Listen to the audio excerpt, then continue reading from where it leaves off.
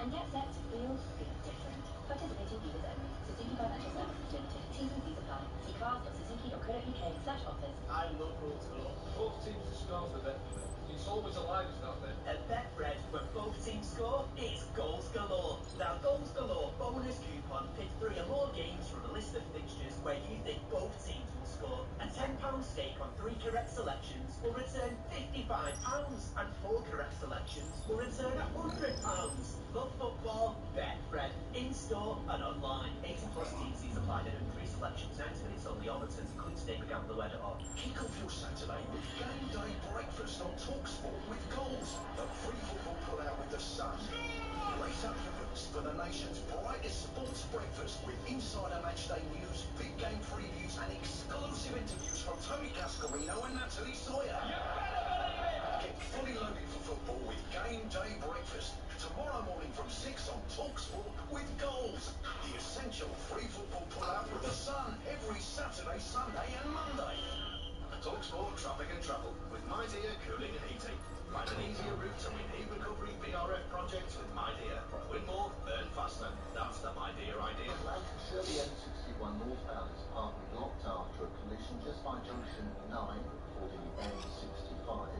In Kent, clockwise M25, there are 2 lanes shut there after a collision. It's happened between junction 5 at Sevenoaks and junction 6 at Godstone. And the M11 northbound in Essex is queuing towards the M25 at junction 6. That's after an earlier closure when a lorry overturned, so do expect some queues on the approach. I'm Adam Moore. Goals are calling. Tomorrow. Exclusive kick-by-kick commentary of Aston Villa versus Chelsea. Coverage from 7:30, kick on 8 p.m. On TalkSport.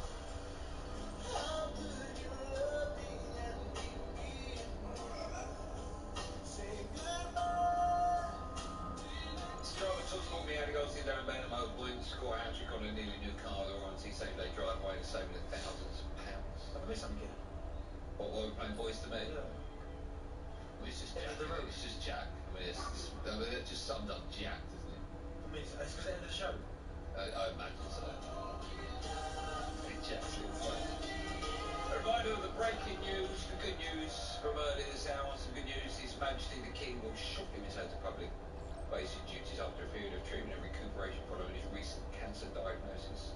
Now, in the world of football, in the early hours of this morning, Man United winger Marcus Rashford quote tweeted, is that what it's called? Quote tweeted a fan, I don't know what that means, who was offering his support for the abuse Rashford receives. Rashford said, "I appreciate your support. It is abuse and has been for months. Enough is enough." The manager Erik ten Hag was asked about this in his comments today in his presser. I think you need to support. We all know where he's capable of. So we all have to support, but also to push him. Because he can do better than he's doing this year. And we have shown, saw last year where he was really brilliant. What do you make of Rashford replying? I mean, I don't know why I'm asking this. It's not a thing for me. It was 1 o'clock in the morning. I appreciate your support. It is abuse and has been for months. We know footballers get abused. Yeah, I'm not sure it's abuse. I think some of it's been constructive criticism about his performances, and it's fair play to Erik ten Hag. He said it there in the conference. He said he's not playing as well as he could do. Last season, which he was unstoppable at times. This season, he's been nowhere near it. So I don't think it's criticism to say that he's playing poorly. I mean, when they start talking about his cars and how he parks and all that, I don't care about that. You don't need to talk about that. But his performance on the pitch is something good enough. Not for the standard that he set himself. Okay. From performances not on the pitch, not being good enough, to performances in the crest that have been above and beyond. Brian, producer, so enjoyed this. Oh, nice. You alright? Yeah, I like that. Been a good show? Yeah. You enjoyed it? Yeah, great. Would you make a Jack's performance? Jack? Yeah. See his last one? Is he back? No. Well, what do you make of it? Because usually you press all those buttons. Oh, I think it's brilliant. His choice of music is pretty good. What's the man? It's good. Pretty Yeah. Ipswich. Yeah, don't start pressing buttons.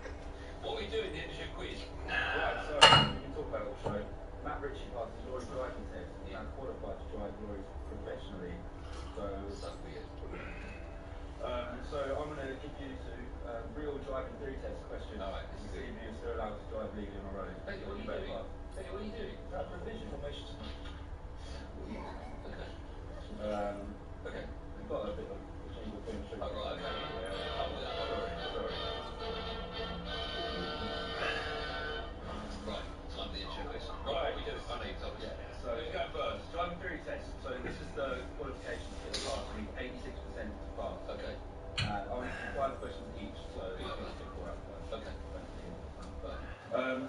Andy, I'll start with you. On the beach. But you've got noises out of traffic. Okay, that's good. That's not traffic, is it? Yeah. Slow traffic. Alright, so Andy, so question 1. Scenario. It is absolutely unacceptable to reverse for longer than the length of one car. B, in an area with many buildings, as well as stationary moving vehicles. C, for a longer period of time than you need to. Or D, into side roads. A longer period of time than you need to see. Very well done. That's not right, though. So work it out. Literally, it's on bold. Not right. Now this will be fun. What have we got for Benny? Right, Benny, you were towing a big old trailer on the motorway. That would be kind of my test. So you trade a big old trailer on the motorway. What is the maximum speed you can go at? A, 40 miles per hour, B, 50, C, 60, D, 70. On a motorway. On a motorway. I'm going to say 60. Well done before, I thought you were wrong actually. 60. Okay. Seems pretty fun. Right, Andy. A roof rack is fitted. See if you say. Right, so a roof rack is fitted to your car will cause A, your fuel consumption to decrease. B, less chance of an accident. C, your fuel consumption to increase. D, your speed to increase. I'll say your fuel consumption to decrease because the car's going to be slightly heavier, so you'll need more energy to push the car. So your fuel consumption to decrease. Yes. A. Yeah. No, it's C, your fuel consumption to increase. Yeah, that's what I meant. No, we're going to say Yeah, you know what I mean. Perfect. Ayla, stay right there. What you're about to hear cannot leave this room. Understood? That's what I thought. Benny, you're driving along a country road. Horse rider. Horse and a rider ahead of you. Do you A, flash your headlights and pass the window? B, drive across the road.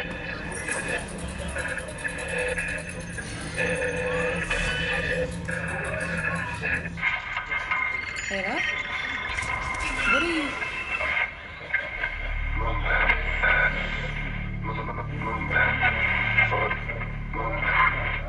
No need to sugarcoat the current state of things for any of you.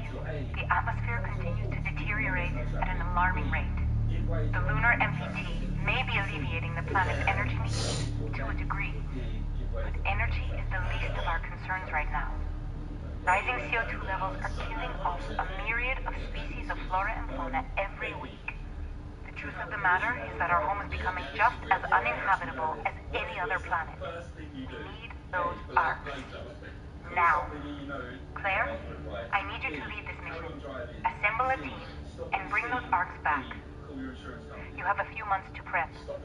We cannot afford further delay. Very good, Benny. Very good. I understand. I'd like to start by including Ryan and Sarah as part of the team. Not only do they excel in their respective fields, they're vital to me personally. I trust them both in my life. That leaves one more position to be filled. Yes. Hey. Hi. At the risk of sounding like an idiot, I think we should take Kathy. What? What? What? She's leagues above the other graduates in our program. You mean the only class of astronauts that we've had in the past 10 years? It doesn't change the fact that she aced nearly every exercise, sometimes even doubling my scores. I know you want to keep her out of this, but she's the best MPT engineer we've got. We need her expertise. And look, I will deny ever saying this under oath, I might add. Kathy's the most talented individual the WSA is working for them. Apart from you two. And me, of course. We're not seriously discussing this, are we? I mean, she has no prior experience. She's a complete risk to the mission. Sarah's right. Kathy shouldn't be part of the team. There are too many factors involved. Hey, Maria. Can I come in, please? Seriously? Please, Claire, let me be a part of the mission. Were you eavesdropping? Yeah, and I'm sorry for that, but Claire, you know I've proven myself to the WSA. 2 concurrent science degrees, majored in stream tech, top marks in the astronaut training program, like Ryan said. Thanks for the kind words, by the way, mate. Sure. And you need my MPT expertise. Please, Claire, with you by my side, I know I can do this. We can do this.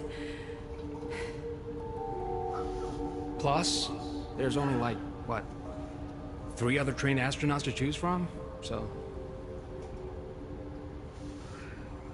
I think you should take her on the team, Claire. What? What? What? Nice. She's one of the most qualified people we have at the WSA. However, the final say is yours, of course.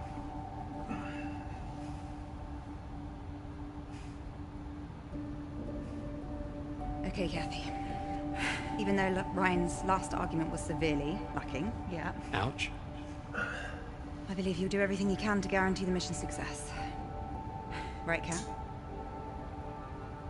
Of course. Now I would like to go over the minutiae for the mission with Claire, Sarah, and Ryan. Can you let us handle this without listening in this time? Oh, well, seeing as I'm now... Kathy. Mm-hmm. Yes. Yeah. Of course.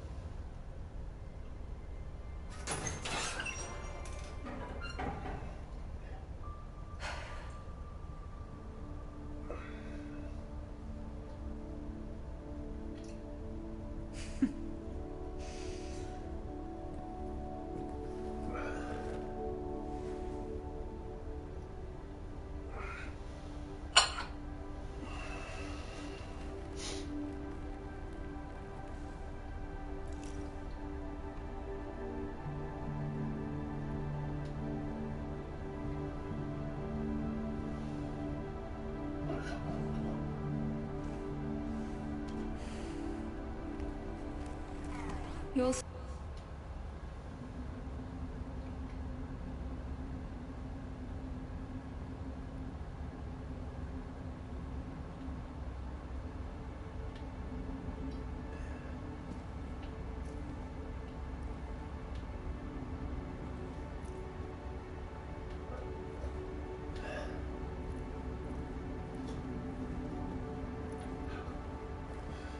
GC, we're heading to the rocket now.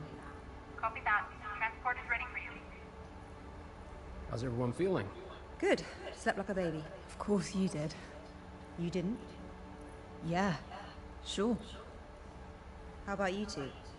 Good. Yeah, fine. Good.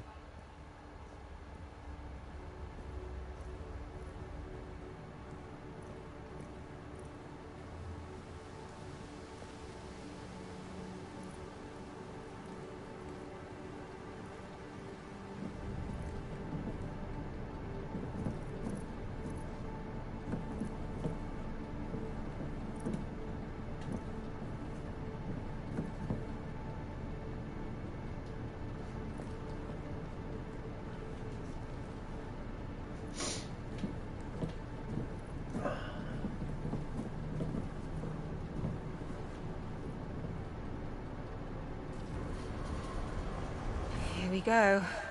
No turning back. Nope.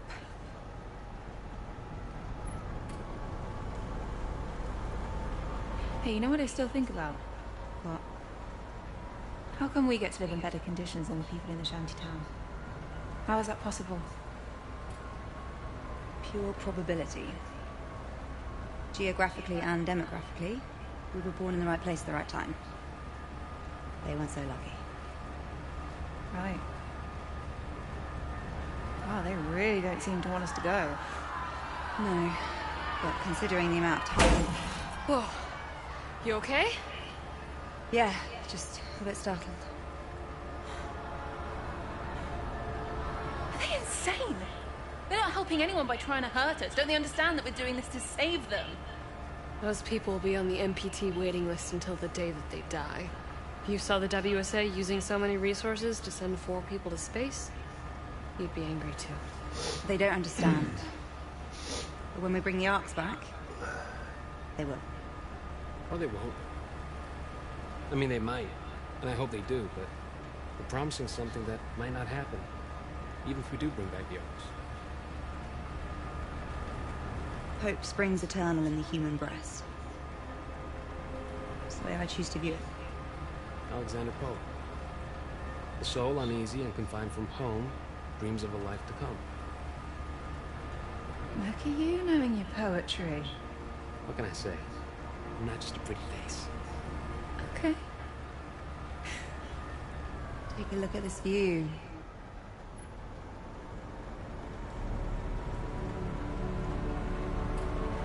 Wow. Never ceases to amaze, right? It's a shame we couldn't build her properly. What? With all these shortages of materials, it really is a miracle that this thing is here at all. You could have mentioned this in all these months of prep that we're flying economy class? No, I didn't want to worry you. Except for right before we're taking off.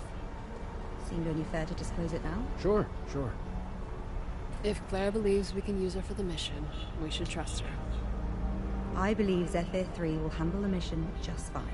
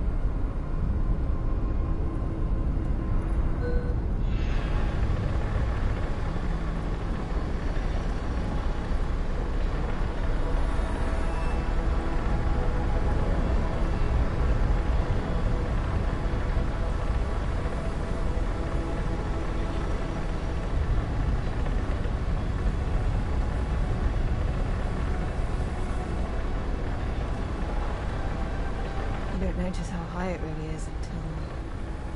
Yeah.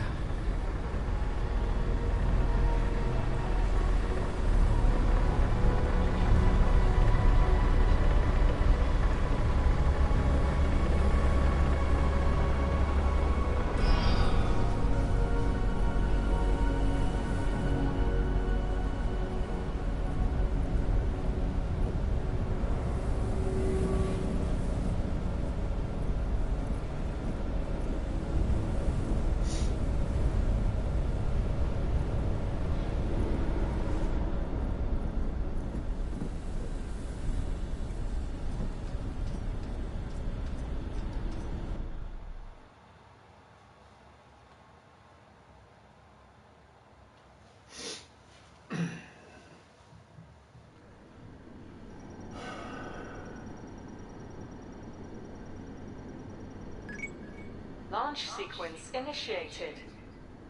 Opera team, this is ground control. Proceed with final checks. Copy, GC. Opera team, comms check. Go. Go. Go. Go. Cat, systems check. Oxygen.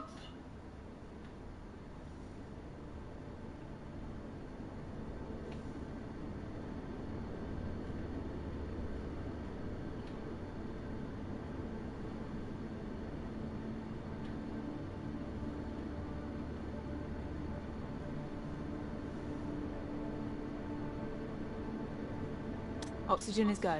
Flight.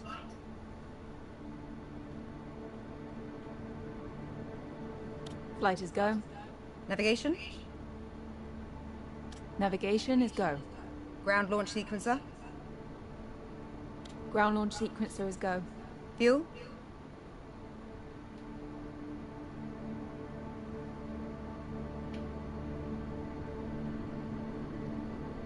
Fuel is go. Liquid oxygen.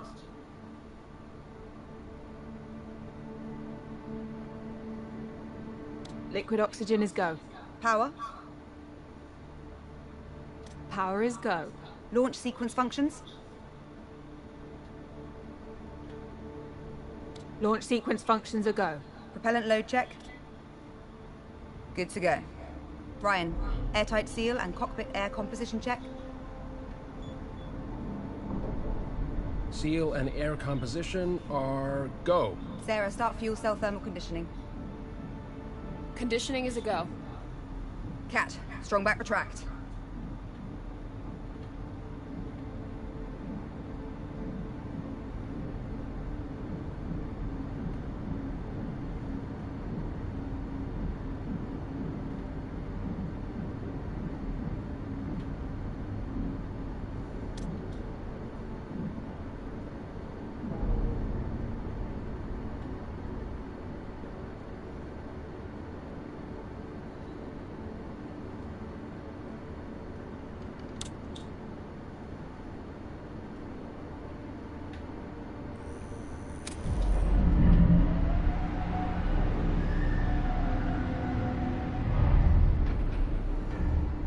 Strongback successfully retracted. Sarah, bent off lines.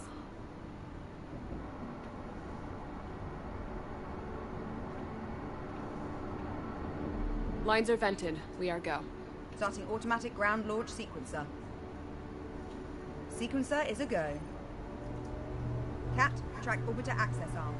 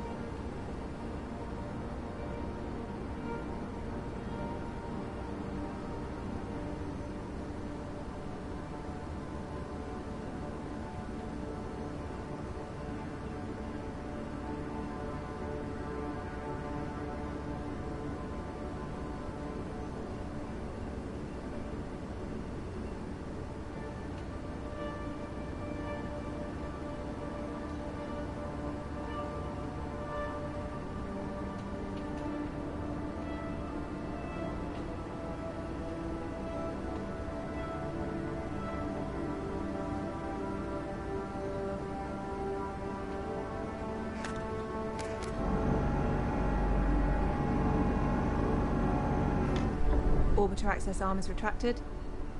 Copy. Start auxiliary power units.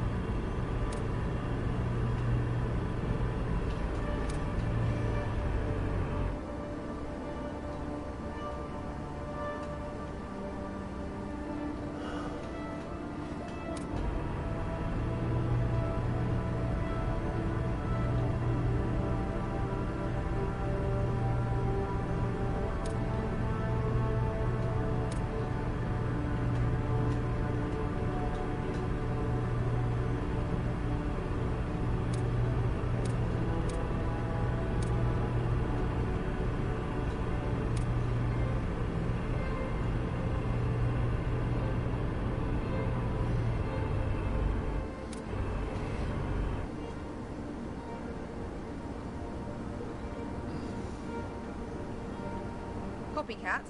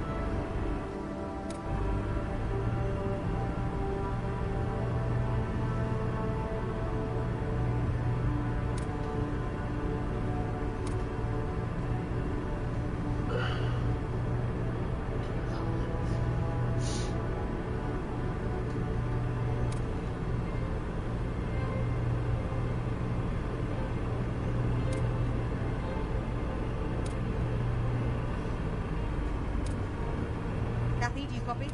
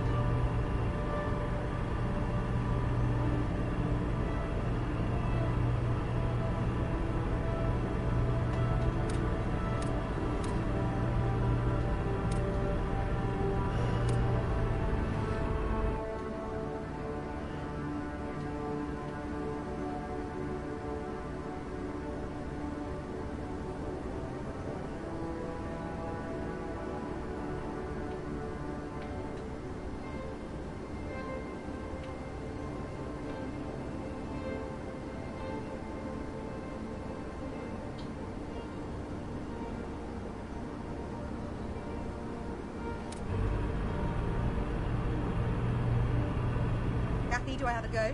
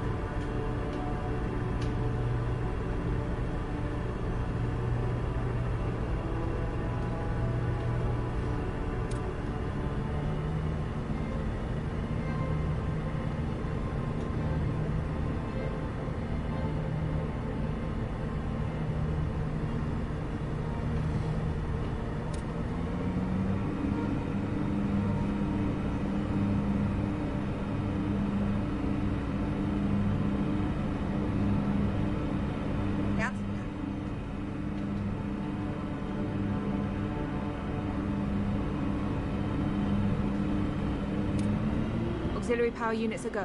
Copy. Retract gaseous oxygen vent arm.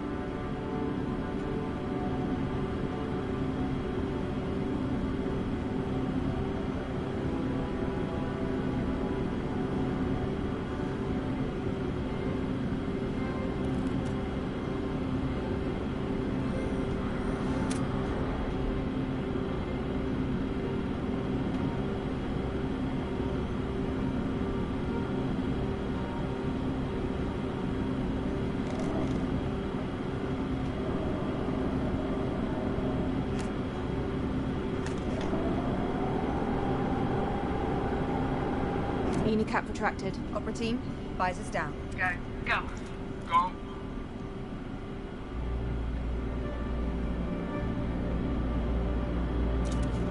Go. Cap, orbiter transfer from ground to internal power.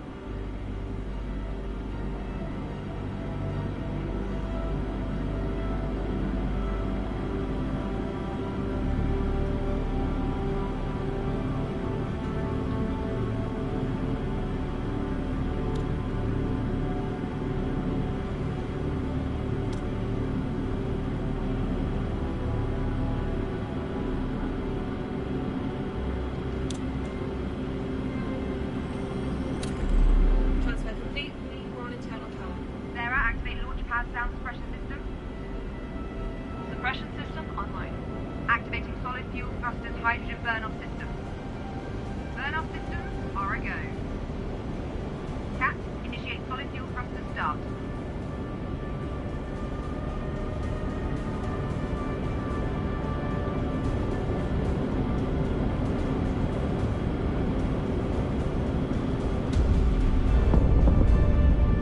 Solid fuel thrusters are a go. Copy. Thrusters up. We are go for launch. Go.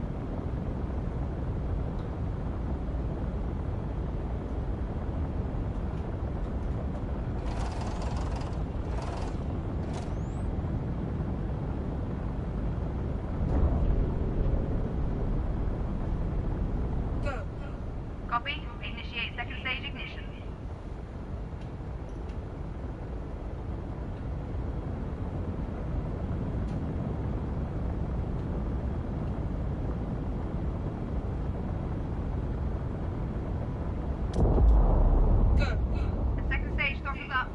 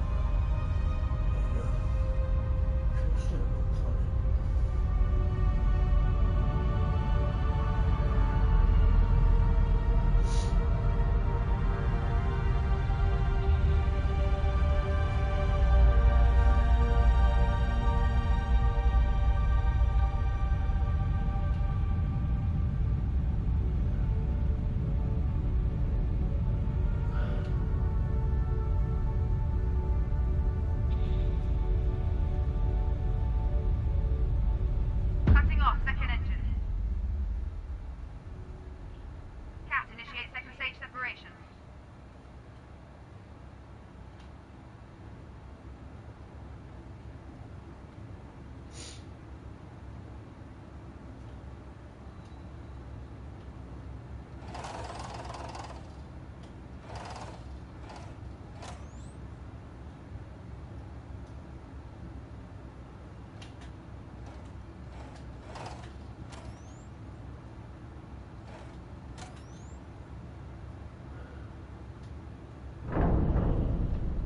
And it's away.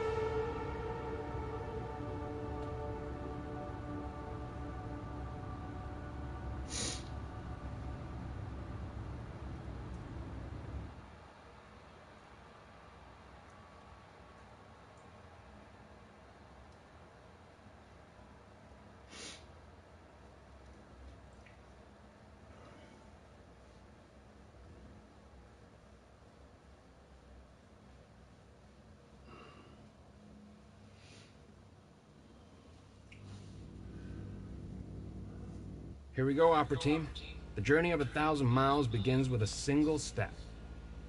Babe, did you prepare philosophical quotes for the entire journey, or...? Only like 5 a day. Oh, good. Wanna see something cool? Meet me at these skateboards. You didn't like it? I mean, it's great, truly. One small step was already taken, so... Oh, wow, old school, huh?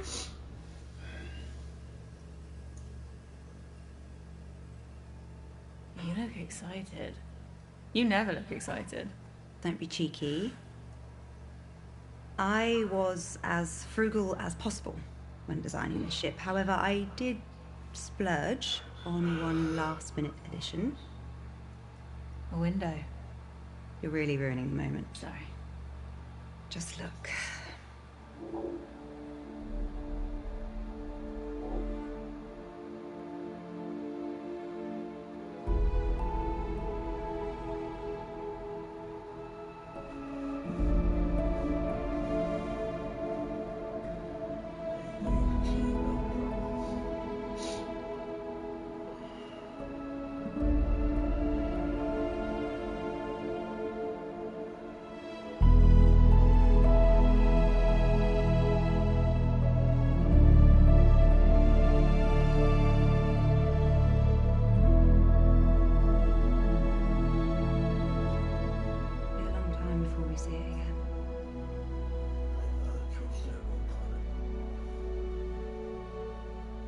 And this is what we're doing it for. Right, Kath? Yeah, absolutely.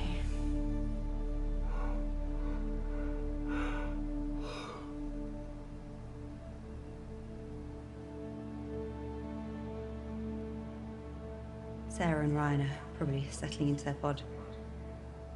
I'll head back to the cockpit. Be right there.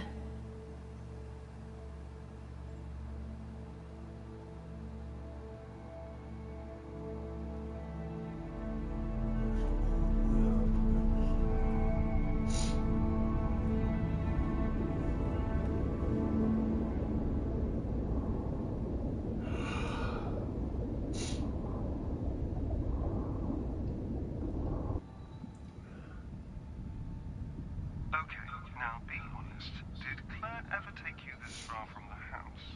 No. Well, then this hopefully will be a nice surprise.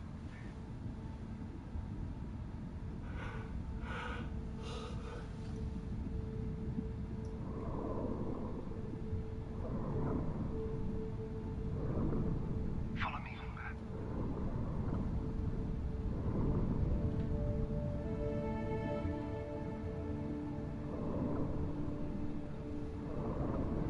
You know what they call these things? Bubblegum coral. No way. I swear. It doesn't look like bubblegum at all. Well, I mean, it probably did, back in the day when they named it. You want to give it a new name? Poop coral? Of course. Why did I even ask? You know, Mum loved diving too. We used to go diving together all the time, after Daddy's training. Training for space? Yeah, just like I'm training you to get a space note. Cool. Yep. Dad, why is it so dirty underwater? I'm afraid we did that. No way. I never threw anything in the water. Right, yeah, well, I mean, not you, a lot of other people did. Unfortunately. Okay now, so the water can look nice again. Well, we might be about 50 to 80 years too late for that, I'm afraid.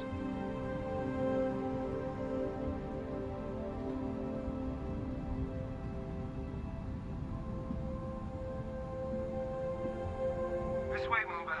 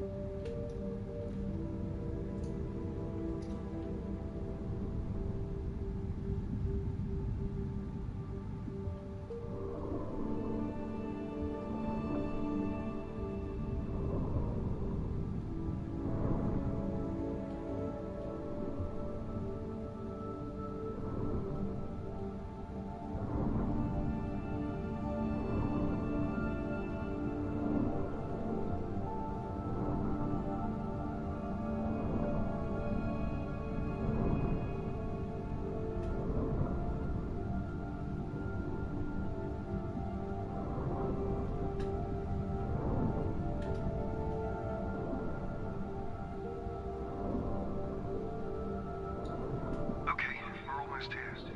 Come, look. Want to go to space?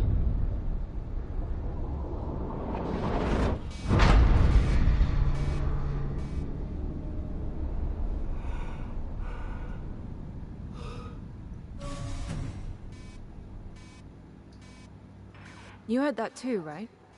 Yes, I'm in the cockpit checking the diagnostics. Meet me here? Sure.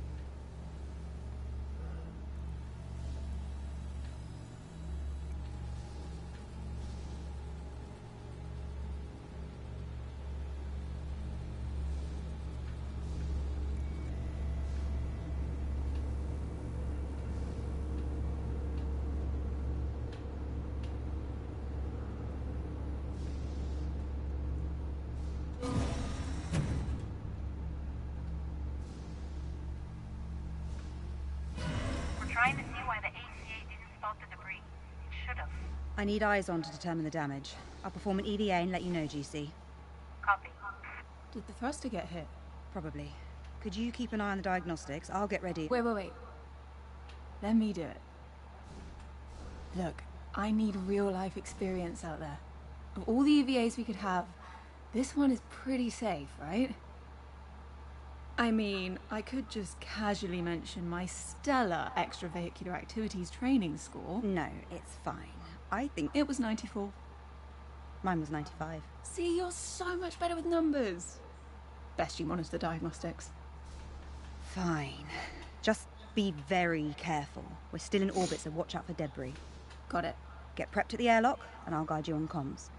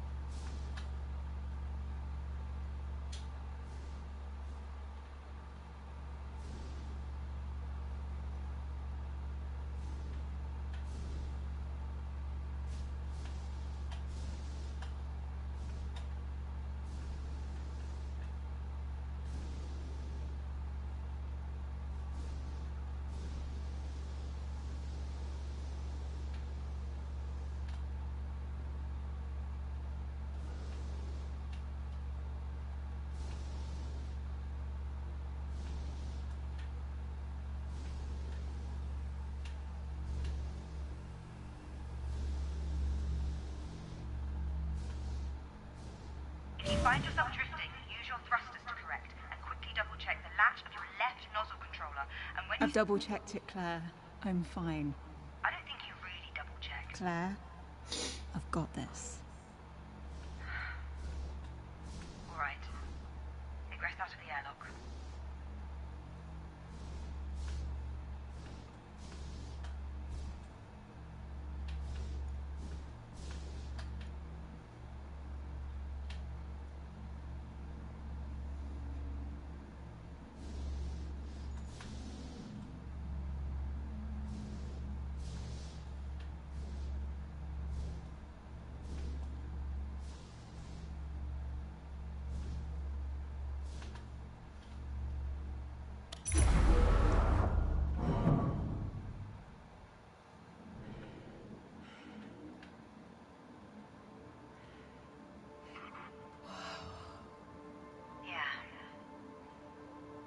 So what's all this from, anyway? Satellites, mission-related debris, even pieces from Sarah's old station. Pearson Space Station. From when Rolf survived the breach during the moon mission. I'm kind of honored. What weird thing to feel honored about? Right, first things first, what can you see? Is there any damage to the thruster?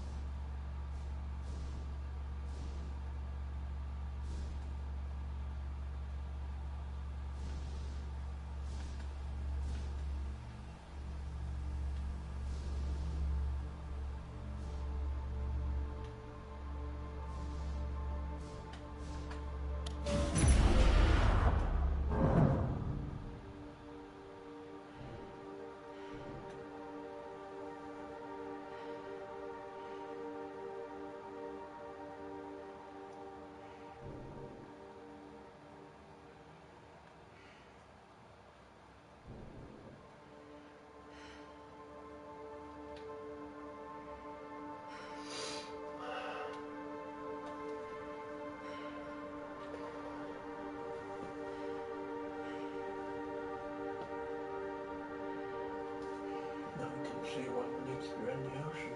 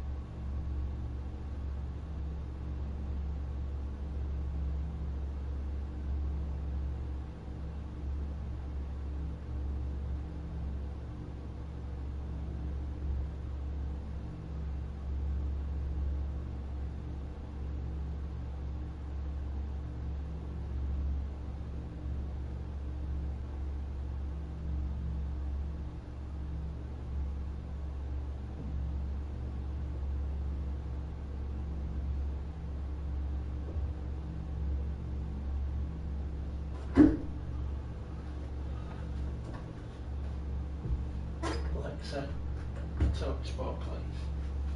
TalkSport from News Broadcasting. Turning our attention back to Tottenham, Spurs have won their last 3 North London derbies. Of course, the one that really sticks out in my mind is when Arsenal were going to the top 4 spot. It was all in their hands, and they came to North London on Wednesday evening. TalkSport 2, please. TalkSport 2 from News Broadcasting. Yeah, I think he just got Paul flaming on. It just goes down. Yeah, I mean, it's a mess, Nigel. You think Byron Nominat's going to be the one picking up his share. If he comes in field, he's got to be really safe in the knowledge that someone's going to do that job. QPR's best creative player in his chair. Acres of space. When that was building, you felt concerned that this was going to end in a good chance, and it was worse than that for Leeds United. Outstanding finish from Chair. Chair's first goal in 10 games since he scored for Queen's Park Rangers in the win at Leicester. So he's saving his goals up for the big occasion this season. Yeah, he's a talented player. He's been a really big player for them the last few seasons, but him and Chris Willock at that phenomenal start to last season under Mick Bean, if memory serves me right, but they're absolutely flying at the summit of the division. And they're not really in tandem produced that type of level since, but great start from them tonight, and they both look really on their game. 10 minutes played. Queen's Park Rangers leading here by a goal to nil, and their recent run has been excellent. 6 wins, 3 draws and 3 losses after only 5 wins in their opening 27 games. And they are sealing safety here tonight, and the crowd are absolutely loving it at the moment. The Leeds fans in the school end away to our right look nervous, and they are quiet, because defeat here would not only send Leicester up, it would give Ipswich a real opportunity, a point behind, and they would have 2 games in hand. It would give Ipswich breathing space, and of course they go to Hull live on TalkSport 2, 8 o'clock tomorrow night. Such a big day on the TalkSport network tomorrow. Every single angle covered. Game day on TalkSport has West Ham against Liverpool at 12:30 with Reshman, Sam Matterface and Stuart Pearce. Here on TalkSport 2, the conclusion of the League One season. Our commentary game is Derby against Carlisle with Ian Downter and Chrissy Wellamo. Derby, of course, need a point to go up. Game day live with Adrian Durham at 2:30 on TalkSport. We'll have all the goals as they go, and it's also the final day of the League 2 season as well. Either Colchester or Sutton will be relegated. The playoffs are still to be sorted out as well. Here on 2, we have Newcastle against Sheffield United at 3 o'clock with Adam Bridge and Simon Grayson, followed by Chelsea against Barcelona, the Women's Champions League semi-final second leg. Charlotte Richardson and Courtney Sweetman-Kirk on duty at Stamford Bridge, with Chelsea a goal up from the first leg. As Leeds come forward now with Somerville on the edge of the penalty area. He looks to wriggle away from a challenge. Peru now to his left, fires in the shot low, beaten away by Begovic and scrambled clear by Paul at the far post behind for a corner. And Joel Peru so close to the equalising goal there, but Begovic did really well. Terrifically clever effort there. His body's around, takes it really early. Joel Peru, and it's an outstanding save down to his left. Begovic. The problem, Somerville there, he's playing really inverted, really central. Chris Willock's been doing a good job on it, coming back and just making sure he's in close enough proximity, letting go there, and he almost got in for a shot himself, and he was the architect of the chance for Peru. Corner for Leeds on the far side, which Somerville will take, and it's a hostile atmosphere for Leeds inside Loftus Road at the moment. It's swirled high to the far post, nodded down by Roden, and then cleared away by Chair, and there's an opportunity for Willock to lead the counter-attack here. Gruev has tracked his run wide towards the far side, the left.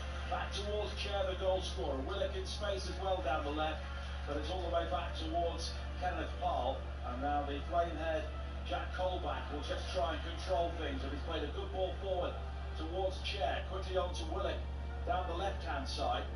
Willock now will look to try and spin away from Rodon, who's rather been isolated wide on the Leeds right-hand side. Chair will try and come in field again, but Byram is able to momentarily win it back. Roden is then caught by Colback, and it will be a free kick.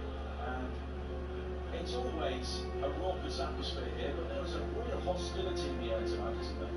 passion, I suppose we'd say. Yeah, absolutely. I think the crowd raise their games, don't they, when a sign of stature Leeds are in town. So yeah, really good atmosphere.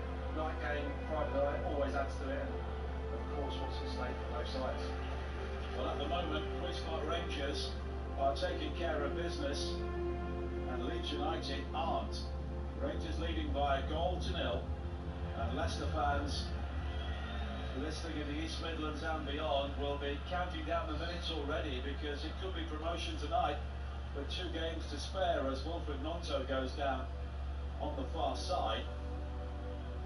He was the player who actually tried to challenge Jack Colback, and Colback was the player who went down. For the second time in a matter of minutes, Gnonto has gone down clutching his face. Yeah, there's a little arm across him, isn't there? Arm into the chest maybe, and it's just a hand that goes into the face of Gnonto, but it can be sore, can't it, if you get a poke in the eye, but I don't think that was the case. Just needs to get back to it. And you're listening to Queen's Park Rangers against Leeds in the EFL Championship, live on TalkSport 2 with McDonald's. Order McDelivery on the McDonald's app and get tasty reward points. 18+, terms and conditions apply. Anderson over the free kick on the far side, slipped down the line, looking for Chair, but a poor delivery straight to Gnonto, but Gnonto's given the ball away to Colback, and now Chair can bring it forward again here. Gray may have a problem on the far side, and then Chair has been taken out by a wild challenge on the far side from Archie Gray, and in the end a free kick's been given, and Gray can have no complaints. So my apologies, it was Sam Byron who took him out, and he really did take him out. Yeah, the ball gets away from Chair. He's so sharp though, and he just nicks it away from the sliding challenge. It's horrible, and he's fortunate, isn't he? There's no contact really with the studs there, or that could have been worse than a yellow. Wild lunge, just committed fully. Free kick which Anderson will take on the far side. Don't forget, a choice of listening tomorrow night. TalkSport has Aston Villa against Chelsea at 8 o'clock. Here on TalkSport 2, it is Hull against Ipswich. And I wonder how the Ipswich players are feeling at the moment with Leeds losing. Anderson over the free kick here. Much better than a corner for Queen's Park Rangers. On the far side, the left. 16 minutes played. 1-0 to the R's at the moment. Anderson whips it in towards the near post. It's not clear. Volleyed in by Chair, and it whizzed over the top and not too far over. Good chance, and Piru is a good 3 or 4 yards away from Chair. When that falls on the half volley, I think he'll be unhappy with himself that he's not got that onto the target. Well, Leeds came from behind, of course, to win at Middlesbrough, live on TalkSport 2 on Monday. But they've not scored here in 4 of their previous 5 visits. All of those were lost. As Gnonto tries to go beyond par on the far side, but again the challenge comes in, and again it's a throw to Queen's Park Rangers. And of course, it's a very tight playing surface here, Sam. You'll have played here on many occasions, and the expansive style of Leeds United isn't really being helped by that. Yeah, I think it helps early part of the game, especially when you talk of the hostile atmosphere, as we did a few moments ago, and yeah, it can be intimidating, especially when you've got that energy early part of the game. Sometimes that could subside in the second period, inevitably, but at the moment they're at it. There is an aggression about QPR, no doubt about it. And they're coming forward again now with Powell on the far side, the left, the early crossing, Dykes with a glancing header, and it goes beyond the far post and wide, but again it was a free header for Lyndon Dykes inside the penalty area. And I think had he left it, Willett coming in at the far post may have had something close to a tap-in. Really good movement. Paul will do that. He'll bomb on down the left-hand side. Dunn will stay and kind of make QPR into a back 3 when they're building. And it's a clever pass because he's only really got Dykes to hit. Very difficult header, but he's capable, Dykes. He's really capable of getting those kind of outstanding headers when you don't expect him to get it onto the target. Just needed a little bit more contact, I suppose, to guide it towards the far post. But Leeds are not at it at all at the moment as Gnonto pulls the shirt on the far side of Sam Field and concedes the free kick. And there are blue and white hoops all over the field at the moment, and seemingly 1 or 2 extra, because There's so much energy from Queen's Park Rangers. They've got the goal, but they're not stopping there. Yeah, there's just better chemistry with the QPR front players at the moment. Leeds had maybe a 4 or 5 minute period with the ball after QPR scored, but the QPR front players absolutely enjoying themselves at the moment. We're waiting for that Leeds quartet to triple here. Elias Chair with the early goal after 8 minutes for Queen's Park Rangers, an absolute belter. And Leeds are trailing here, and Leicester are going up as it stands. And Ipswich, if it stays like this, would be a point behind Leeds with 2 games in hand, but 2 tough games, of course, against Hull and Coventry. The situation for the final 2 playoff places, West Brom and Norwich, level on 72 points. Hull just outside with 69 points, and Coventry still have a mathematical possibility. They have 3 games to play, and they've got 63 points, but they need to win all 3, make up some goal difference, and hope everybody else loses. Dykes now flicks a long ball forward, looking for Willock, who was beyond the challenge of Firpo initially on this near side. Firpo then recovers, but it's down the line for Anderson. Anderson looks to turn away from Gruev. Back towards Willock again. Chair comes short on the edge of the penalty area, right-hand side. And Chair, a real box of tricks at the start of this game. 20 minutes played, Willock with a low cross in. Helped away at the near post by the captain, Ampadu. And it will be a throw to Queen's Park Rangers, who are all over Leeds here. It feels like maybe already Archie Gray's just altered his position or got some directive to just come a little bit deeper. He was really advanced at the ball when his Chair picked it up and gave Rangers the lead, but all of a sudden he's back alongside Gruev and just given them a little bit more stability, I think, in that midfield, especially with Chair roaming around. Throwing on this near side for Queen's Park Rangers. Anderson in towards the near post. It's a scrappy clearance. It's gathered now by Willock again down the right, drives it in. It's Firpo on the hand, but I don't think intentionally. But here is Willock finding Anderson. He skips it. Oh, it's a brilliant goal from Lucas Anderson, curling the ball in left-footed. 2 goals for Queen's Park Rangers within 21 minutes. And Leicester fans must be celebrating as well. The champagne is on ice for them, and Leeds United are in all sorts of trouble. I thought it was a decent shout for a penalty. Certainly struck the arm initially of Firpo. QPR trying to work it down the right-hand side. Lovely intricate football once more, and then it's a favourable bounce for their perspective. Anderson picking it up, and then the finish is absolutely superb. Back in field on his left side. Spoke about that kind of lack of goals since he maybe came to the club. Everything else has been there in abundance, but this is a peach onto his left foot, and he whipped it with real venom, real swerve away from the despairing lunge of Bellier. Goodness me, 2-0. And Leeds here at the moment look a beaten team, we have to say. Anderson's first goal for Queen's Park Rangers. What a time to score it, and what a manner in which to score it. I spoke about the kind of defensive diligence that Willock was showing for QPR early part of this game. I mean, Anderson just walks past Somerville there, and I know it's not his game, and I know there is that concern that you're going to dangle a leg and give away a penalty, but you've got to do Come on, it's the last week of the season, you've got to do something, haven't you? Yeah, I mean, it's an unnatural position for someone who wants to go the other way and score goals, but it was so easy for him to come in field there and get the strike away. The 2 goals that need to give away, really poor goals. As good as the finishes were, Nigel. Yeah, 2 great finishes, but the defending was poor on both occasions. And down both sides as well. 23 minutes played. Queen's Park Rangers 2, Leeds United 0, and increasingly it looks like Leicester are going up tonight. What can Leeds do here? 50 years ago tomorrow, they won the league here in Don Revie's final match as Leeds manager. That was the record crowd at Loftus Road of 35,000 to watch Alan Clark score the only goal. But it's a less memorable occasion for Leeds at the moment as Peru tries a shot from the edge of the penalty area and it drifts wide.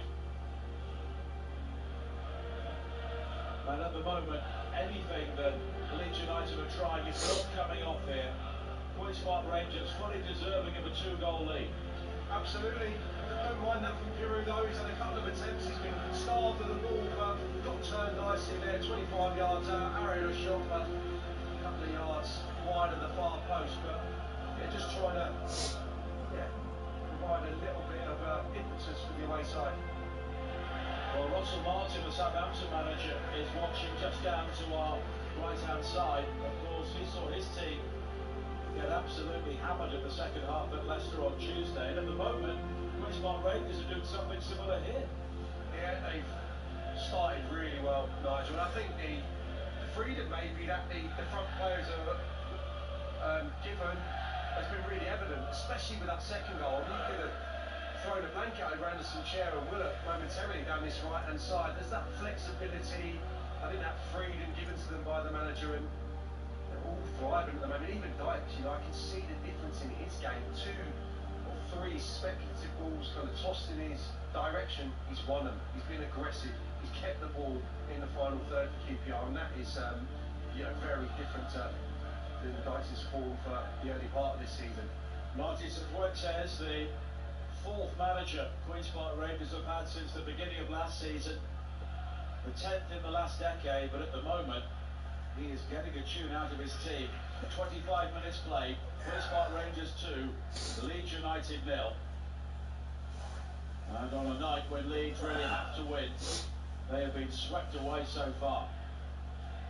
Can they dig deep? They've shown amazing powers of recovery this season. They reeled in Leicester, they reeled in Ipswich. They were 10 points behind Ipswich at one stage, but 8 up the ground within 11 games. They were 17 points behind Leicester on New Year's Eve, 12 points behind them 12 games ago, and of course they were eventually above them before Leicester's 2 recent victories. But if they lose here tonight, they can get a maximum of 93 points, and incredibly, that doesn't look like being enough. On the far side, Willett gathers again. The challenge comes in from Gruet, and I wonder if Daniel Farke may have to change things around here.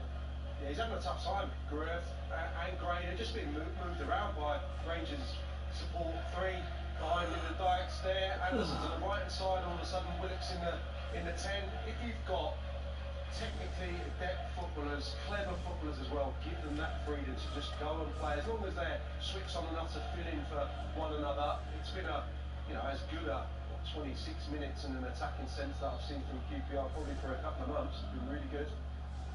Anderson with a free kick, high to the far post, looking for Cook. Headed away on this near side, eventually cleared down the line by Gray to find Peru. And Peru steps in field. He's got support from Firpo. Firpo up towards the halfway line, but straight to Colback. Leeds' passing has been shocking in the opening half hour so far. 2 goals down. Now Chair. Wide towards this near side again. Chair clips it over the top. Looking for Colback. Colback goes down under the challenge of Ampadu.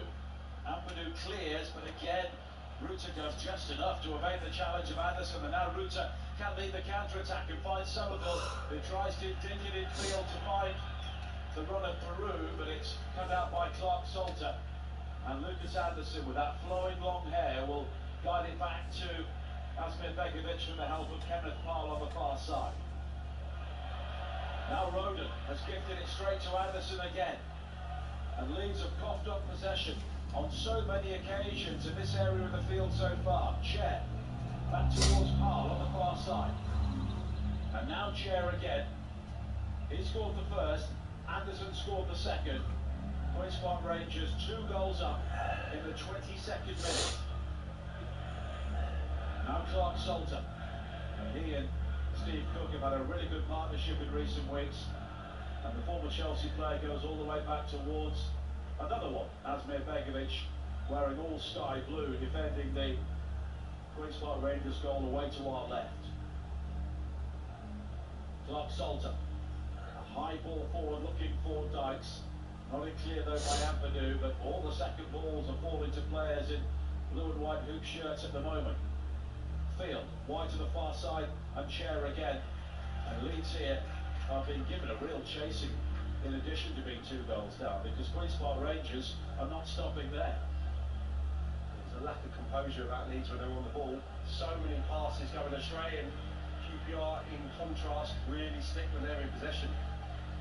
Wide to the left-hand side, and Cher again.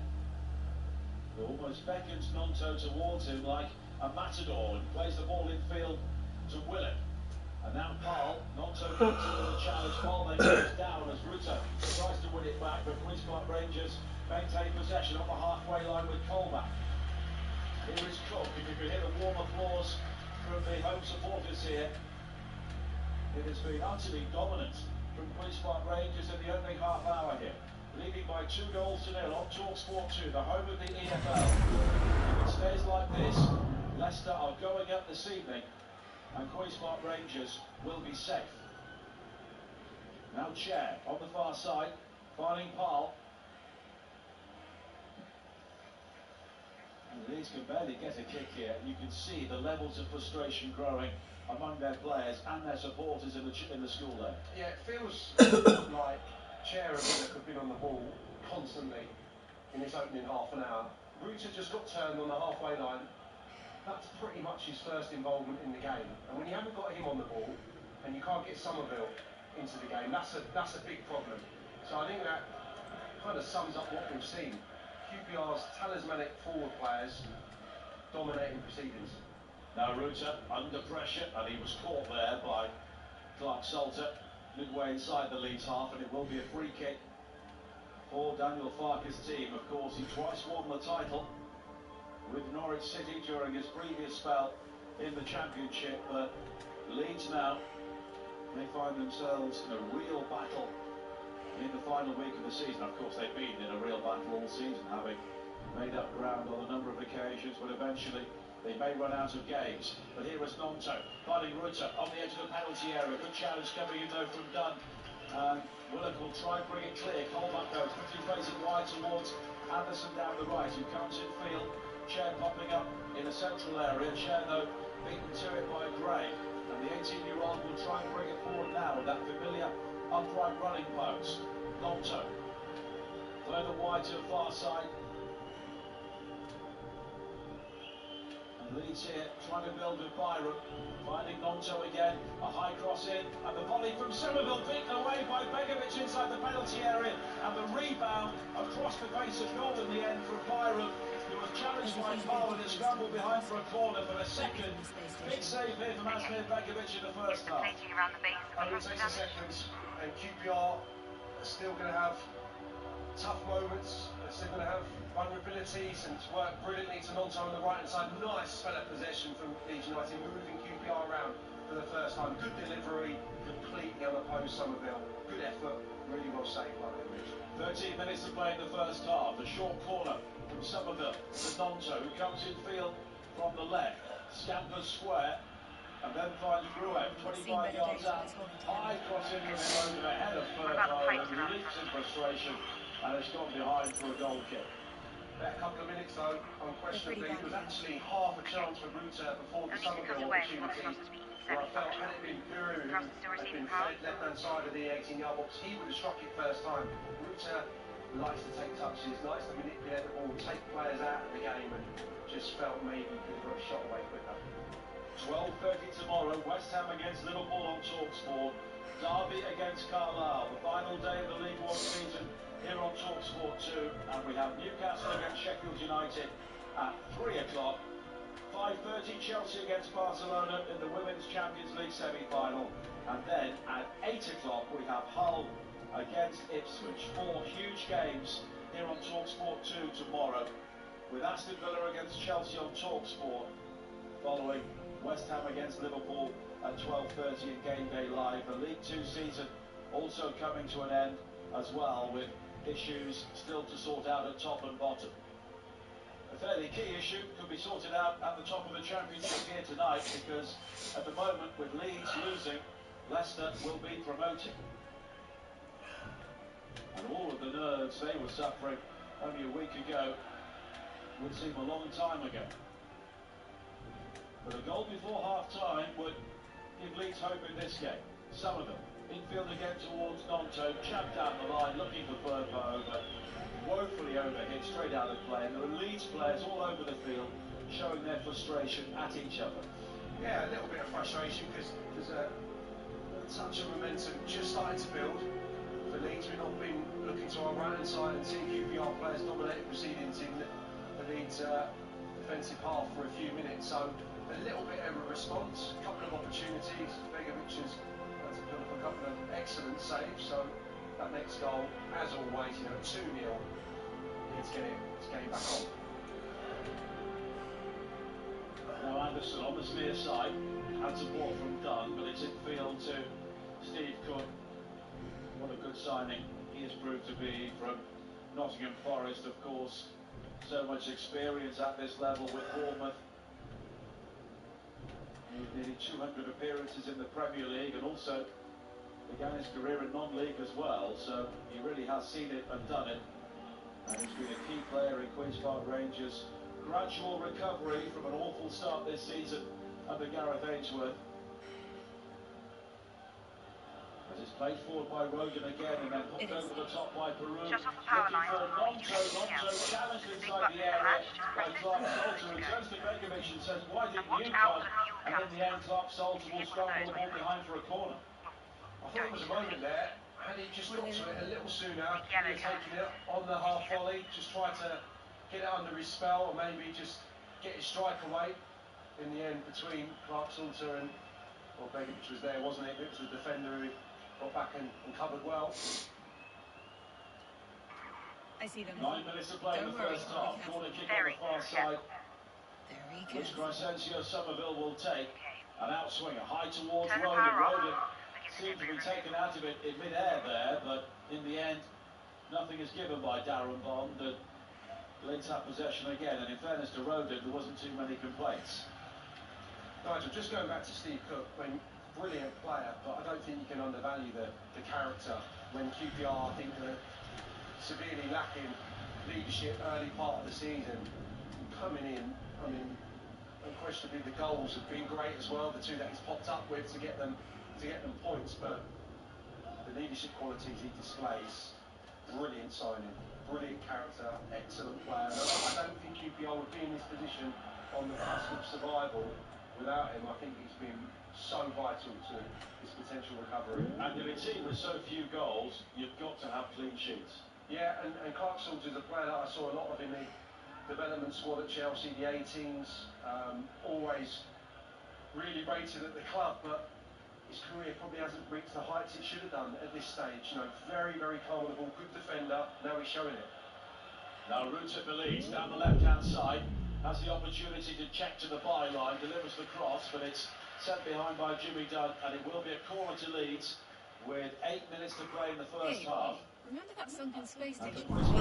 Now, it is all about getting to half-time, 2 goals up. Absolutely. It's a good spell from Leeds. They've had Did Dad ever 5 take minutes you or somewhere so new? with the ball, creating problems. Good one beyond there from Ruta and QPR. Just a little bit disjointed, possibly, for the first time this game. Corner kick on this near side for Leeds. Someone will take it. This will be an in-swinger as Leeds strive for a way back into this game. High to the far post, played by Begovic, almost unchallenged.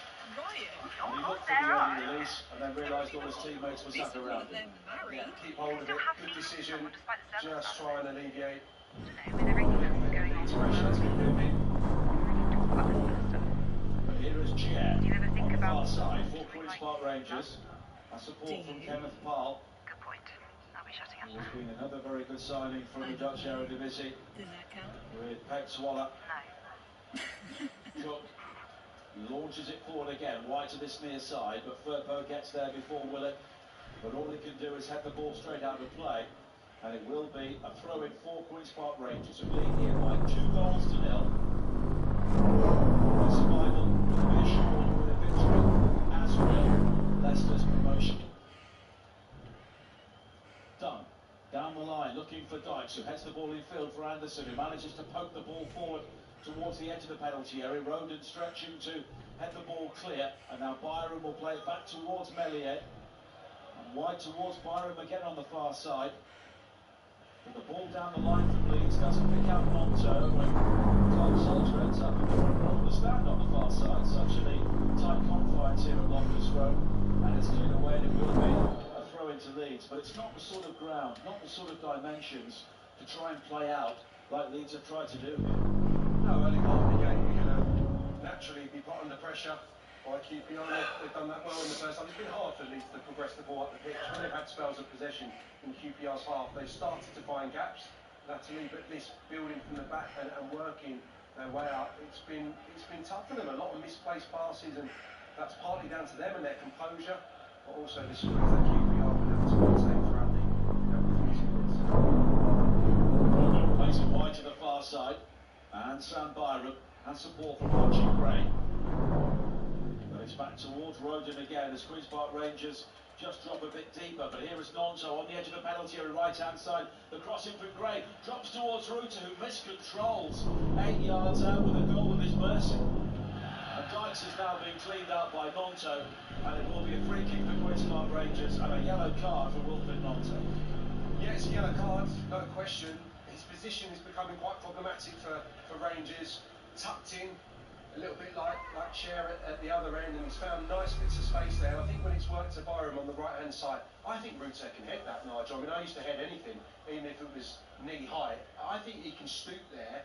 It's a one-touch finish. You're not going to get the luxury of being able to bring it down 7 or 8 yards from goal and then finish with your second touch. I think you just need to try and get something on the first time.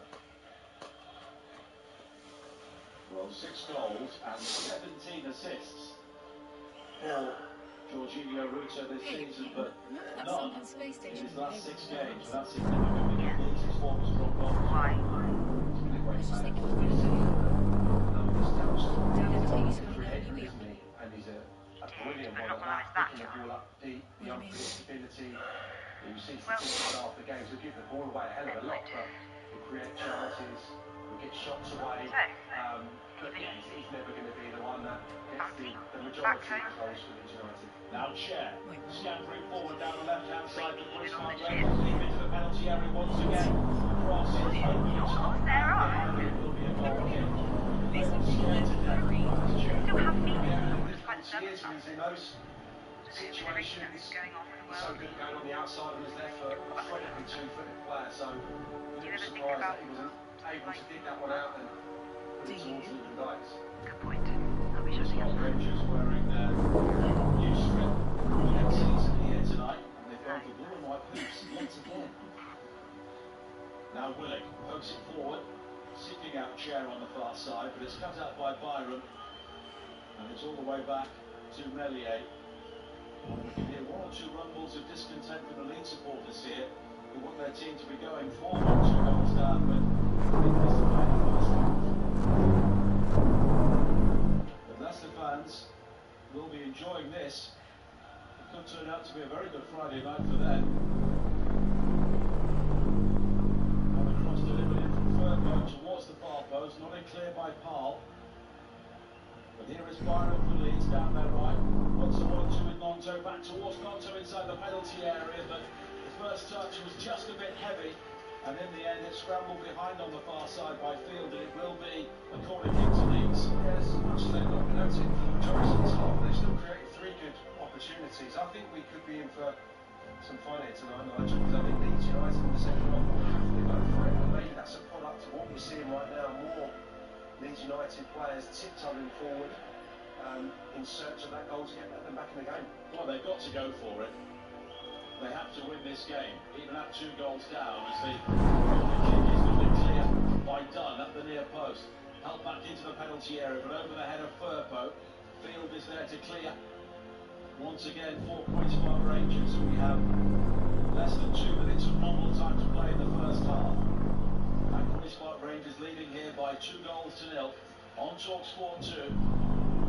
Leeds stunned by 2 very early goals, but 2 goals which do not flatter Queen's Park Rangers on their overall performance. Now Gruev coming forward again, wide towards Gray, and here is Ampadu moving forward now. Wide to the left, and Firpo down the line for Somerville. You feel he is the key player. They need to get him on the game more here.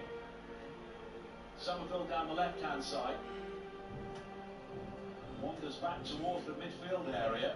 Short sleeves and gloves from him this evening. And it is getting fairly chilly. Now Byram back towards Somerville again.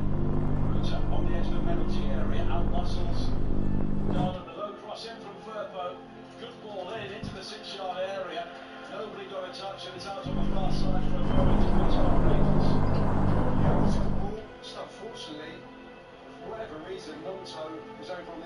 right-hand side, just for the moment, alongside Somerville. They were looking to combine, and when the ball splashed across, Piru was the nearest Leeds United player. Unfortunately, no one arriving on that right-hand side.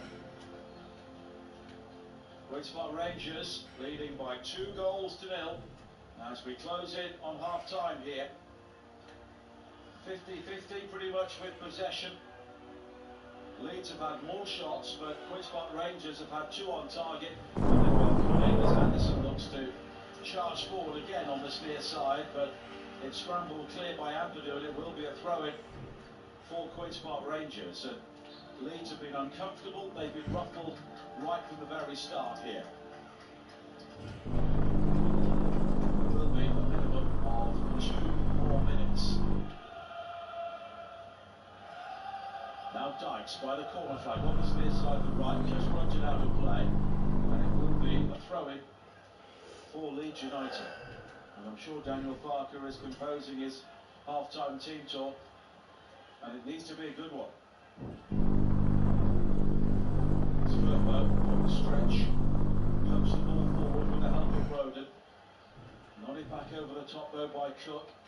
Now Colback finding Field. Field scoops it over the top. There's a chance for Dykes, but Firpo gets there first, and he's got support from Ampadu, who sways away from the challenge of Willett and plays it forward to the halfway line. Seems to possibly control with his arm there, but lost the ball anyway. Queen's Park Rangers come forward with Willett again. Strong challenge on this near side from Firpo on Willett, but no free kick according to the assistant, who was right there. Leeds will try and build again. 45 seconds and having time to play in the first half. A goal now would change the mood in both dressing rooms. Gruev for Leeds. White in this near side and Firpo. Ruta makes the run towards the near post, but it's wide towards Somerville. And Dunn has played him very well so far in the first half. Now Ampadu again. Square to Colback. Roden plays it forward. Clever flick from Nonto to pick out Peru inside the penalty area. The cross though was blocked by Paul, and in the end it spins behind off Peru, and it will be a goal kick to Queen's Park Rangers. And Junior Firpo, in his frustration, throws the ball into the back of the net, and that should be half-time. Well, unlucky, because again, it's difficult for QPR to pick Nonto up when he comes so infield, almost in a centre forwards position. Found nicely, and the flick's brilliant. It just took Piru slightly wide, so he couldn't fashion the strike on his right foot and had to attempt to cross it in, and the deflection goes against Leeds United, but he's better again. That's half-time, and you can hear the reaction of the Queen's Park Rangers crowd. As things stand, they are 45 minutes from safety, and Leicester City are 45 minutes away from a return to the Premier League. Excellent finishes in the opening 21 minutes from Elias Chair and Lucas Anderson, being at half-time. It is Queen's Park Rangers 2, Leeds United 0. Well, you can never predict what is going to happen in the Championship this season, and not many of us would have seen that coming. Queen's Park Rangers 2 up at the break. But Sam Parkin, maybe Daniel Farker should have seen that coming in the first half an hour or so. He knew Queen's Park Rangers needed a point to stay in the division. He knew in front of their own fans they'd be right up for it, and yet his side took some time to get going. How disappointed should the Leeds fans be by their performance so far? Yeah, I think they will be, Hugh. I think both sides of the game in the opening half an hour, I think they've improved latterly last 15 minutes, but for half an hour without the ball, really, very disjointed for the 2 goals. The first one in particular, can't allow it, Chair to find 10, 15 yards of space and be able to manipulate the ball as he did. That's QPR's most dangerous player. You have to get someone close to him, be aggressive with him. So, they'll be really disappointed with the goal they conceded, but with the ball as well, uncharacteristically sloppy, so many balls given away, and they couldn't progress the ball and get those forward players involved until the real late stage of the first half. So, but maybe with hindsight, you stay more compact, don't you? And you stay in the game. The game doesn't have to be won in the opening half an hour. They take QPR to the latter stages here. The nerves are going to set in for Rangers and their supporters. So maybe with hindsight, they started a little too openly. I thought Ray actually just retreated somewhat in that half and just made it kind of double pivot to give them that security. QPR got such fluidity and talent in their front three behind in the Dyke. So they looked better towards the end, but yeah, for half an hour, miles away from their best. Great start from Queen's Park Rangers, as you mentioned, Chair and Anderson, with the goals and putting them in front. How impressed were you with Mark Fuentes this side? Yeah, very much so. I think there was a real aggression. I think Nigel mentioned that, alluded to that a couple of times early on in the commentary. They feed off the crowd here, I think, on nights like tonight, and yeah, there was a real aggression without the ball. And then the forward players were, from the first whistle on song, the first time Willett collected it, the first time Chair, really positive. Touches were assured. Lyndon Dykes being that presence, winning headers, you know, probably the stuff that he gets criticised for, even though he hasn't had probably an attempt in that half where he had the header, didn't he? But, you know, hasn't had loads of sight to goal. His all-round game, his want to do the ugly side of the job, I suppose, was really evident to me. So, yeah, they were completely at it, and you can just see the confidence, in comparison, the contrast to what it was latterly last season and all it, and obviously the opening 2 months of this campaign. The confidence is flowing out of the players at the moment. A penny for the thoughts of both managers. Do you think they stick or twist when it comes to their approach? Will we see something very different after the break? I think naturally QPR are going to have to defend. I don't think the game will be played as much in Leeds United's half, and I think they have to go for it. Well and truly, I don't think, you know, a point would appease anyone, even at this stage. So I think they will go for it from the outset in the half, and that's why I think we could be in for something special here tonight. We could be in for a few more goals. It could ebb and flow, and yeah, I think it could be real entertainment value in the second period because of needs must for Leeds United now.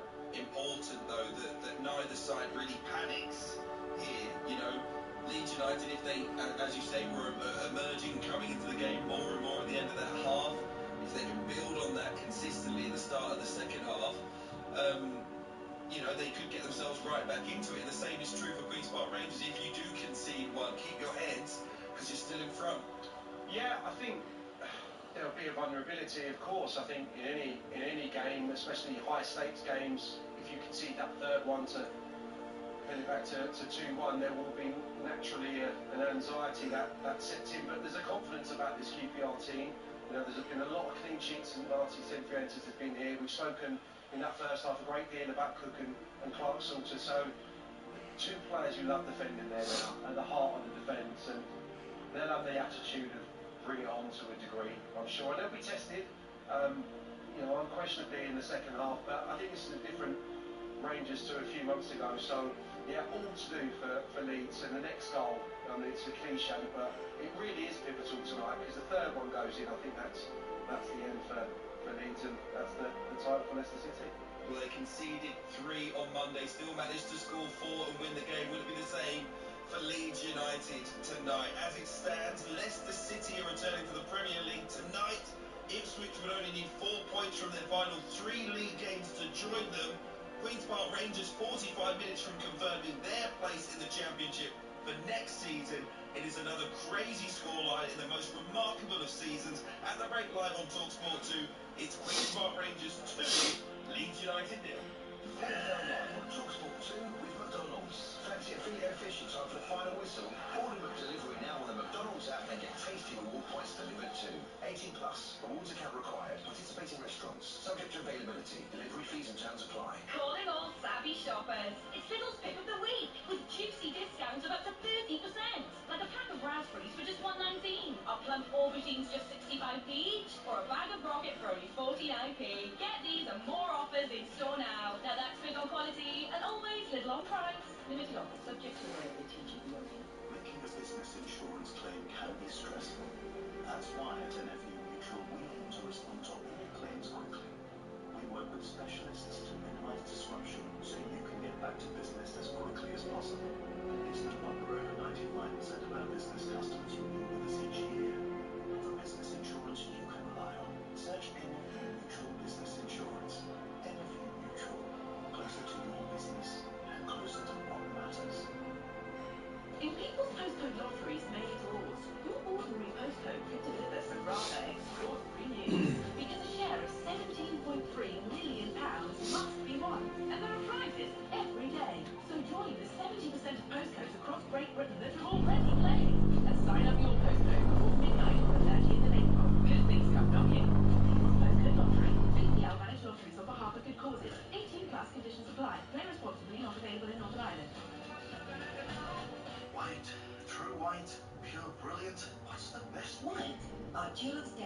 Identity will help you find the perfect weight. Here you go.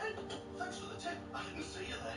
Can I pay with my Trade account? Sure. We do trade discount and price to tell it to you. You'll save every time you shop. Thanks. We wouldn't mind if we can't. What's the best way to Recycle them. Just drop them in store. We're with you from start to finish.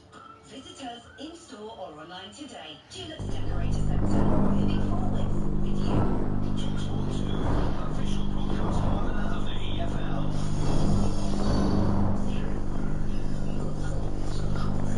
Tomorrow. Exclusive kick-by-kick commentary of West Ham versus Liverpool. Coverage from 11 kickoff.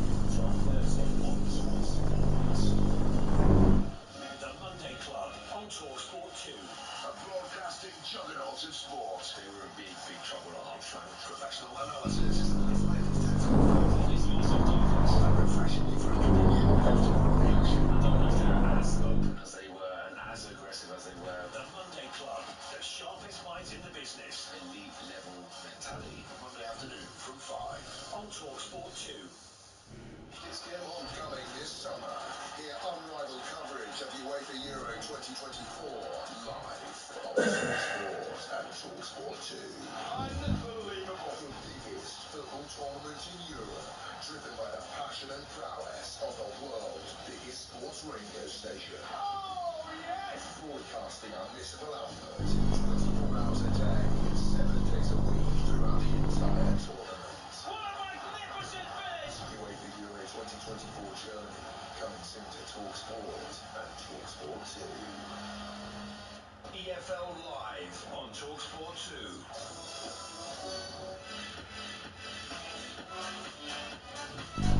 It's been an incredible season at the top of the Championship, but the most significant moments are still to come. Jerno comes in field onto the right foot, one shot from him. Oh, what a brilliant goal from Elias Chair!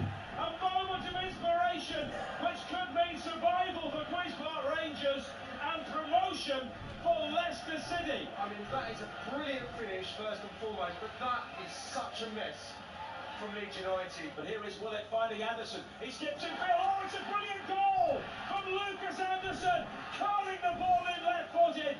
2 goals for Queen's Park Rangers within 21 minutes, and Leicester fans must be celebrating as well. The champagne is on ice for them, and Leeds United are in all sorts of trouble. You've got to love a Friday night in the capital. A brilliant first half performance from Queen's Park Rangers. They played with wanton abandon, and they are 45 minutes from confirming their spot in the Championship for next season and driving a stake through the heart of Leeds United's automatic promotion hopes. Queen's Park Rangers 2, Leeds 0 at the break, live and exclusive here on TalkSport 2. Other live sport tonight in Superliga, Lee lead Catalans by 6 points to 2 at the break. Hull KR 18-0 up on Wigan, and Castleford 30 points to 0 ahead against London Broncos. And one game in the Gallagher Premiership 2 tonight. 2 teams pushing for the playoff places. Saracens lead 12 points to 0 away at Bath. Remember, live football continues here on the TalkSport Network tomorrow. We'll have a feast for you as well as we bring you the final day of the League One season. We've got the Women's Champions League semi-final second leg between Chelsea and Barcelona. That trip for Ipswich to Hull in the Championship. And just the 3 live and exclusive Premier League matches for you as well. You will not want to miss a second of the action.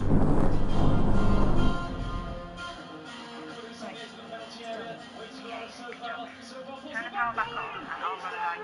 This is unbelievable! Sharon Boyd! Here's the free kick to be taken by Alexander-Arnold. Right footed towards the far corner. Oh, what a goal!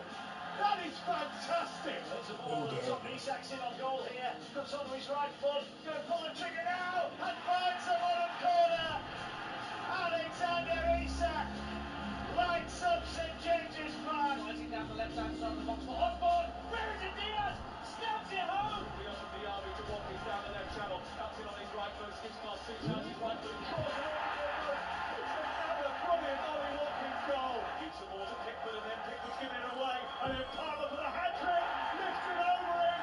And in without doubt. Chelsea's best acquisition is Cole Palmer.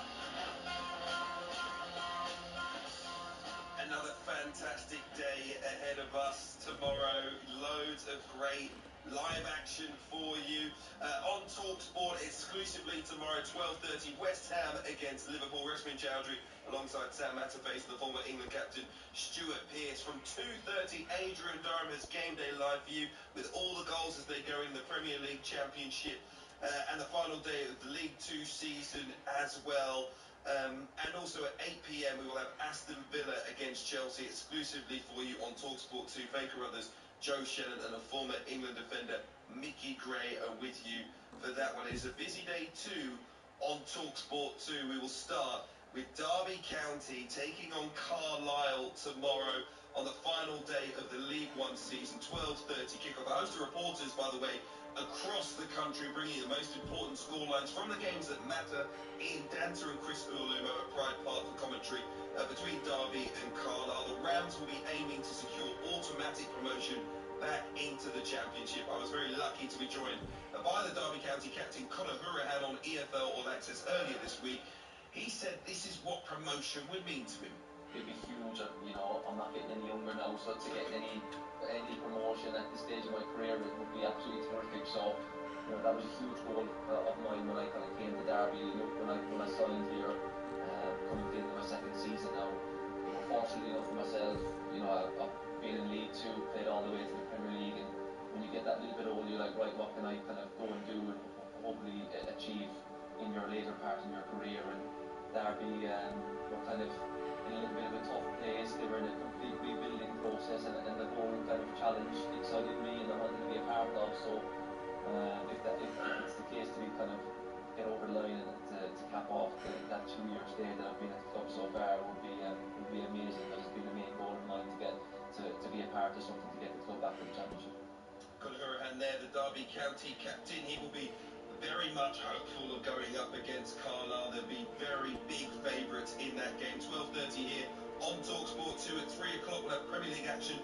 Newcastle taking on West Ham, not available on UK TV, so make sure you're with us for that one. At 5:30 it's Chelsea against Barcelona in the Women's Champions League semi-final, and then that game between Hull and Ipswich in the Championship is live here at 8 p.m. We will also have possibly a title party on Monday night as Leicester take on Preston in the Championship, and it all depends on events at the MKM Stadium on Saturday night. Also tonight at Loftus Road, Queen's Park Rangers very healthy lead at the break, 2-0 against Leeds United. Will there be changes for Daniel Farker? Will there be changes for Martin Cifuentes for that matter, as he tries to hold on to a lead and a vital point? That's all they need, Queen's Park Rangers, to stay in the Championship for one more year.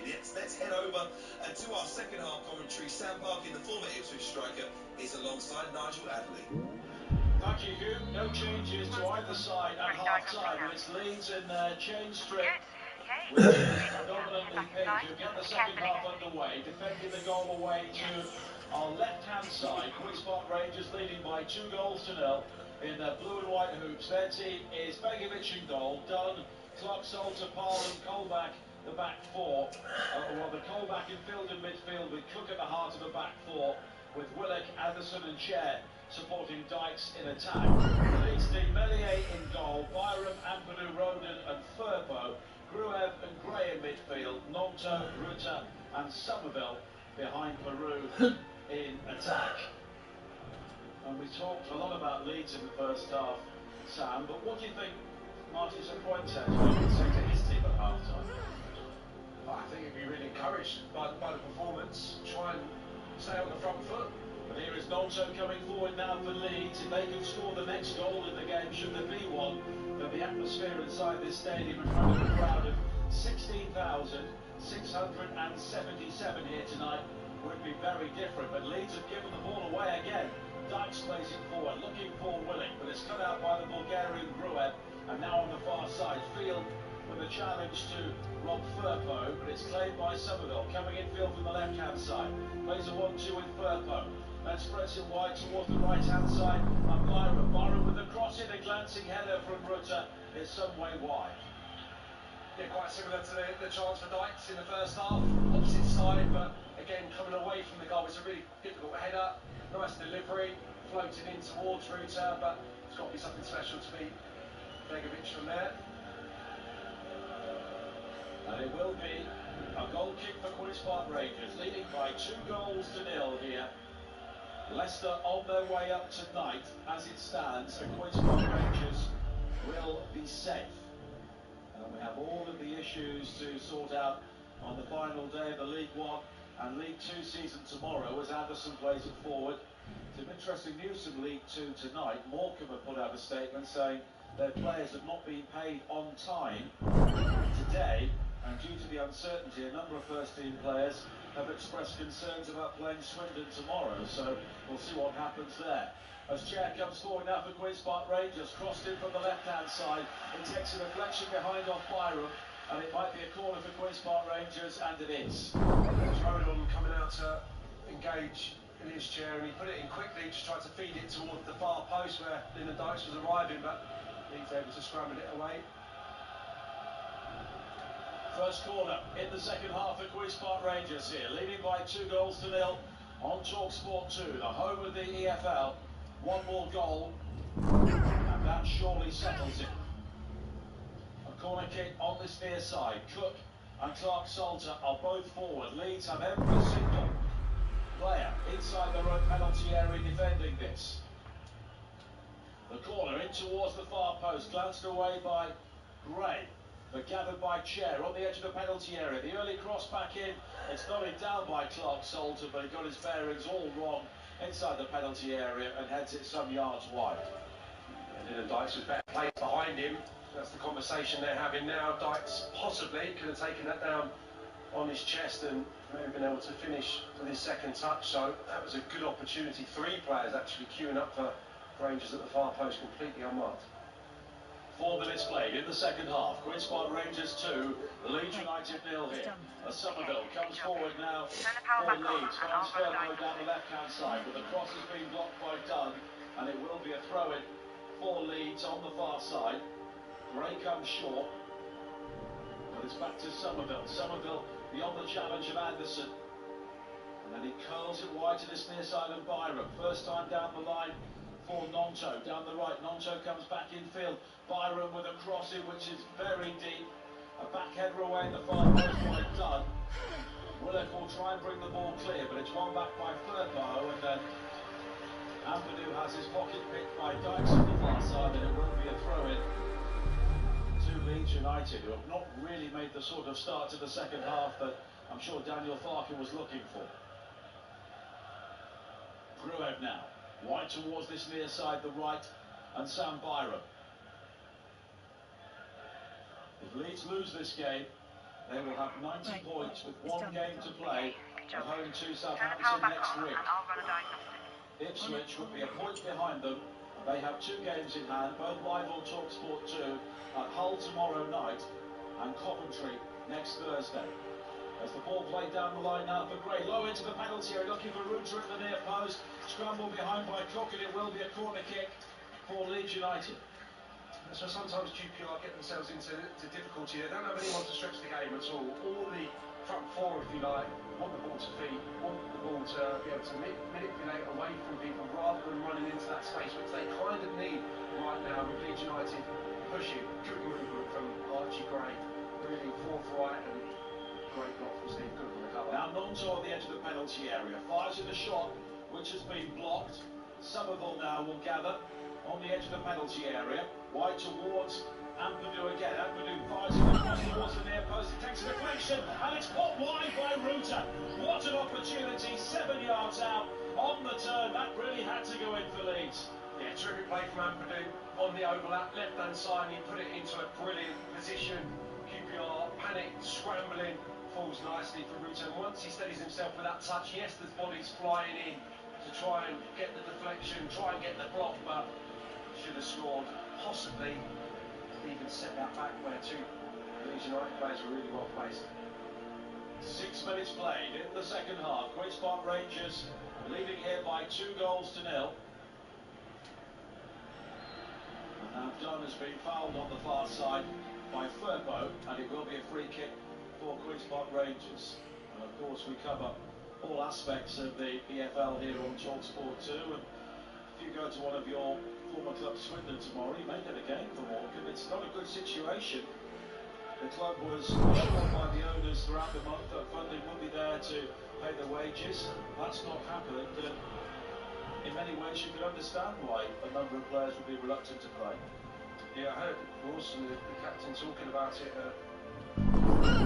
Certainly talking about it a week or so ago about the ownership difficulties they're having there. So it's problematic. Certainly do need all the help they can get. Nigel coming out to say that at the moment. Well, Morecambe were a team who were challenging for the playoffs for much of the season, but things fell away fairly badly for them. And we wish the fans well, because they're always the ones who are seemingly powerless and often caught in the middle of this. Of course, they've had some good times, haven't they? They were playing up there at the new stadium probably a decade or so ago. Good side under Jim Bentley. Yeah. They've had some really good times. Derek Adams as well. Good managers. And Joe Brannan in charge there now. Somebody with a very good playing pedigree. 7 minutes into the second half here at Loftus Road. Queen's Park Rangers leading Leeds by 2 goals to 0. And it's maybe slightly surprising that Daniel Farke did not choose to roll the dice at half-time and make some changes. As Peru clips field, 15 yards inside the Queen's Park Rangers half, and it will be a free kick for the R's, who are heading towards safety in some style here at the moment. Yeah, you think that obviously the Bamford injury just diminishes their options somewhat, because it would have been Piru or him probably coming in to just give a slightly different feel to that Leeds forward line. I mean, I do like Joseph. Saw him at Stamford Bridge get a couple of goals. He's a goal scorer, no question about it. His opportunities have been really limited, but if he needed a goal, I'm sure he will get some game time tonight. Scored a very late equaliser at Watford as well on Good Friday. His first league goal after those in the cup at Chelsea, when he did play very well. Good. Okay. Great job, yeah. And if Leeds need to be slightly more direct here, he would surely be the player they would bring on, although there was much more to his game than simply height. Anthony would be another one, I'm sure. That's a bit more of a like-for-like change maybe for one of the wide guys if they continue to not be impacting the game as normally they would do. But they're missing Dan James tonight, you feel. Maybe just something different in the wide areas. Anderson with a free kick for Queen's Park Rangers. Cleared as far as Chair on the edge of the box. Wide to Paul. Back in field towards Chair again. Rangers going backwards now, away from the penalty area, but they maintain possession. Here is Anderson again. A good ball down the line on the far side for Willock, who can hit the byline here. Looks to go beyond Firpo. Firpo, though, manages to deflect the ball away, but the ball had gone behind, and it will be a corner here for Queen's Park Rangers. Yeah, there's a frustration from Lyndon Dykes there. I thought that was perfect. When Anderson plays that through the gap, it's on for Willock just to stride onto it and deliver first time. Whip it into the box from the centre forward, turn down the opportunity, try to drive to the byline. Leeds able to recover. A corner kick here for Queen's Park Rangers, leading by 2 goals to 0 on a night when they can secure survival here with a win. And it's a victory that would have real consequences for them. Alright, Anderson with the corner towards the near post. Dykes controls, placing back up wide towards Anderson again, who tries to skip away from the challenge on the far side, but Ruta does well to win the ball back initially. He was then caught by Anderson, who was gone down and stayed down following the challenge from Ruta. And it will be a free kick though for Leeds United for the original challenge, but Anderson is down, rolling around, clutching his face. Mission granted. Here in the press box, and it was a flailing arm from Rutter, but I didn't really see too much intent. No, similar to the couple that Hamilton was on the receiving end for in the first half. Yeah, just taking a right in the eye maybe. Fine. Good evening so far. Never noticed this one still had airline 900 tiles on it. 1,816 Leeds United fans here tonight. They are not enjoying what they're seeing. With their team trailing by 2 goals to 0. One of the promotion places on offer will be going tonight to Leicester City if it stays like this. So many big games coming up tomorrow. We have Hull against Ipswich tomorrow night on TalkSport 2 at 8 o'clock. This is played wide to this near side for Leeds and Byram. And now Peru again. Monstrum again tomorrow at the bottom. Huddersfield against Birmingham. 2 of the bottom 3. The 2 in the bottom 3 that haven't gone down already. Now Byram again for Leeds on this near side. Plays a 1-2 with Nonto. Back out wide towards Nonto. Leeds are beginning to work their passing triangles, but they're not really applying too much pressure here on a Queen's Park Rangers side who have been fairly comfortable since half time. While that opportunity for Rutter. Now Rutter on the edge of the penalty area, able to ride one challenge, plays a good ball wide to Birdmore on the left, tries to work it in first time towards Nonto inside the penalty area, but Dunn gets in to make the challenge, and it will be a throw-in to Leeds. And the change is going to be made for Queen's Park Rangers, and it's Lucas Anderson who will come on, and Paul Smith, the Northern Ireland international, who will come on. It feels like quite an obvious change to be made at some stage. A little bit surprised given how early we are in the second period and given that Anderson scored his first goal for the club tonight. But yeah, he's played really well again. Different player coming on, real pace, real mobility, and will probably just change the setup of the QPR front line.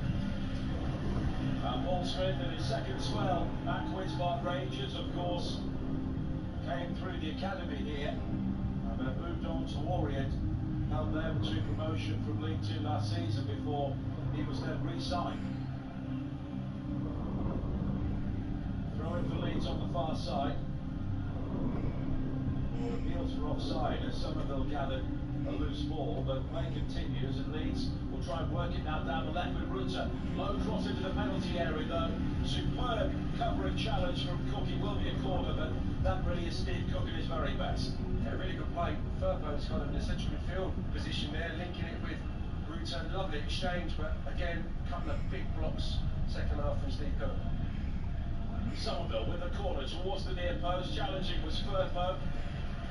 And as he and Field lunged it, the final touch was off the Dominican Republic international, and it will be a goal kick for Queen's Park Rangers, who are counting down the minutes here. Half an hour to play, and I'm sure Leicester City fans are in a similar situation with promotion now very much on the agenda here tonight.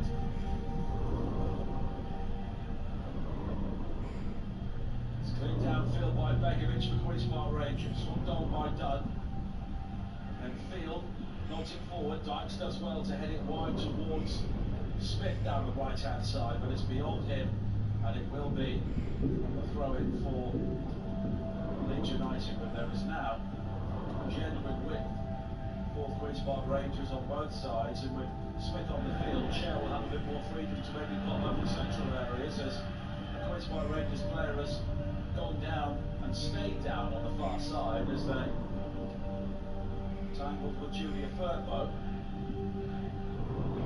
I mentioned 10 minutes ago, Nigel, there's no pace in this QPR lineup as good as they've been first half. Now, with the majority of the ball and the play going to be in QPR's defensive half, they can go a little bit longer, they can get Smith running behind and try and get up the pitch that way. Before, it's all got to be intricate, little passing moves, technical players.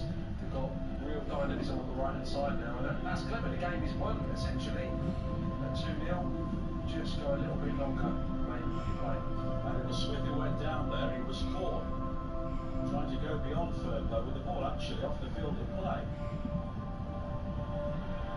The Rangers coming forward again now with Dunn, the home crowd urging him to shoot after that goal against Birmingham City here.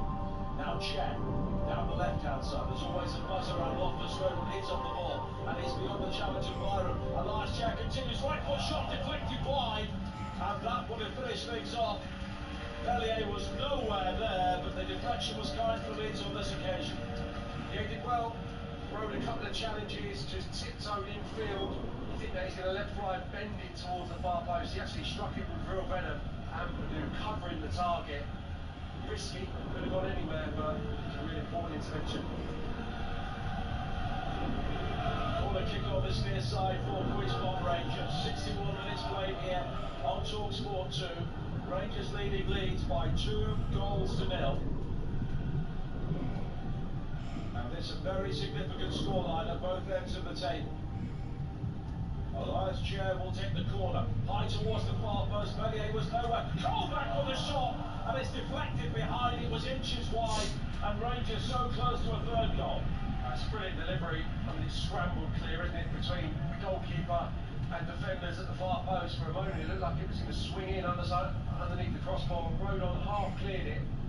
Colback, another opportunity to keep it up. Corner's played short again. Chair with the high ball in. There were two Rangers players waiting, but in the end, the flag is raised for offside. But Leeds' defending of set pieces at times this evening has been shambolic. And now they are making a change, and it's Sam Byram coming off, and Matteo Joseph who was coming off. And that was a change that many Leeds fans would have anticipated, possibly at half-time, as we will see Gray presumably will go to right back, with Matteo Joseph leaving the line with Peru just behind him, or even possibly Ruta and Joseph playing alongside each other. Leeds have got to force the issue here to find a way back into this game as Clark Salter beats Ruta in the air. Chair finding Field. Field works it right to the far side, and Willock. Willock has got the pace on the outside of Smith down the right. The cross into the near post, headed away by Ampadu. And Leeds initially make heavy weather of the clearance, but it's played wide by Graham towards the far side, and then Somerville has been hauled to the ground by Field, and it will be a free kick for Leeds United, and a yellow card for Jack Colback for dissent. I think you're right, Nigel. It looked like the system didn't have to change really. A 4-1-4-1 maybe coming to play, but it's almost like a diamond midfield, but the two wide ones are really going to keep their width. It looks like Gruev's just going to be in the anchor midfield, and Piru's going to play behind the front two, which is, it was all in, and that's what it needs to be, doesn't it, even at this early stage of the second half. Well, they're 2 goals down in a game they've got to win, so they've got to take risks, Leeds here. Of course, there's always tomorrow in the Championship, but as far as the regular season is concerned, it's Southampton next week, and then that's it for Leeds. Leicester, of course, will be promoted if it stays like this. Drouet forward to Joseph, and now Somerville. Infield to Nonto in a central area. Joseph takes over again, plays it wide to Ruta, forced wide by the pace of the ball, but Ruta does well to initially keep the ball in play, but then runs it behind, and it's a goal kick, and nothing is going right for Leeds here. Yeah, there's an extra body in that forward line there, so there's good options when they move the ball. It's nice and stick initially, just overran it. A crucial moment, Ruta, with plenty of players in support, and that's going to probably be a glimpse of what we're going to see across the next 25 minutes. We're listening to Queen's Park Rangers against Leeds in the EFL Championship, live on TalkSport 2 with McDonald's. Order back delivery on the McDonald's app and get tasty reward points. 18+ terms and conditions apply. Now Rodon has got time to bring it forward up to the halfway line. Ruta allows it to run. Here is Somerville.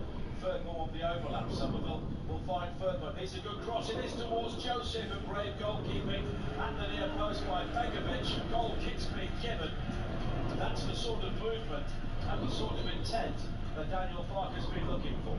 Well, firstly, it's a terrible decision. How the referee has decided this is a goal kick is anyone's guess. I mean, Joseph gets a slight touch, and then there's a huge ricochet off the goalkeeper, I believe. Yeah, off his foot. I mean, that's a terrible decision from the officials. But great move from Leeds down the left-hand side. Ferdinand and Somerville hardly been in tandem like that in unison, but they link up brilliantly. And Joseph, I think he's a goal scorer. He slips out a good opportunity in the near post there.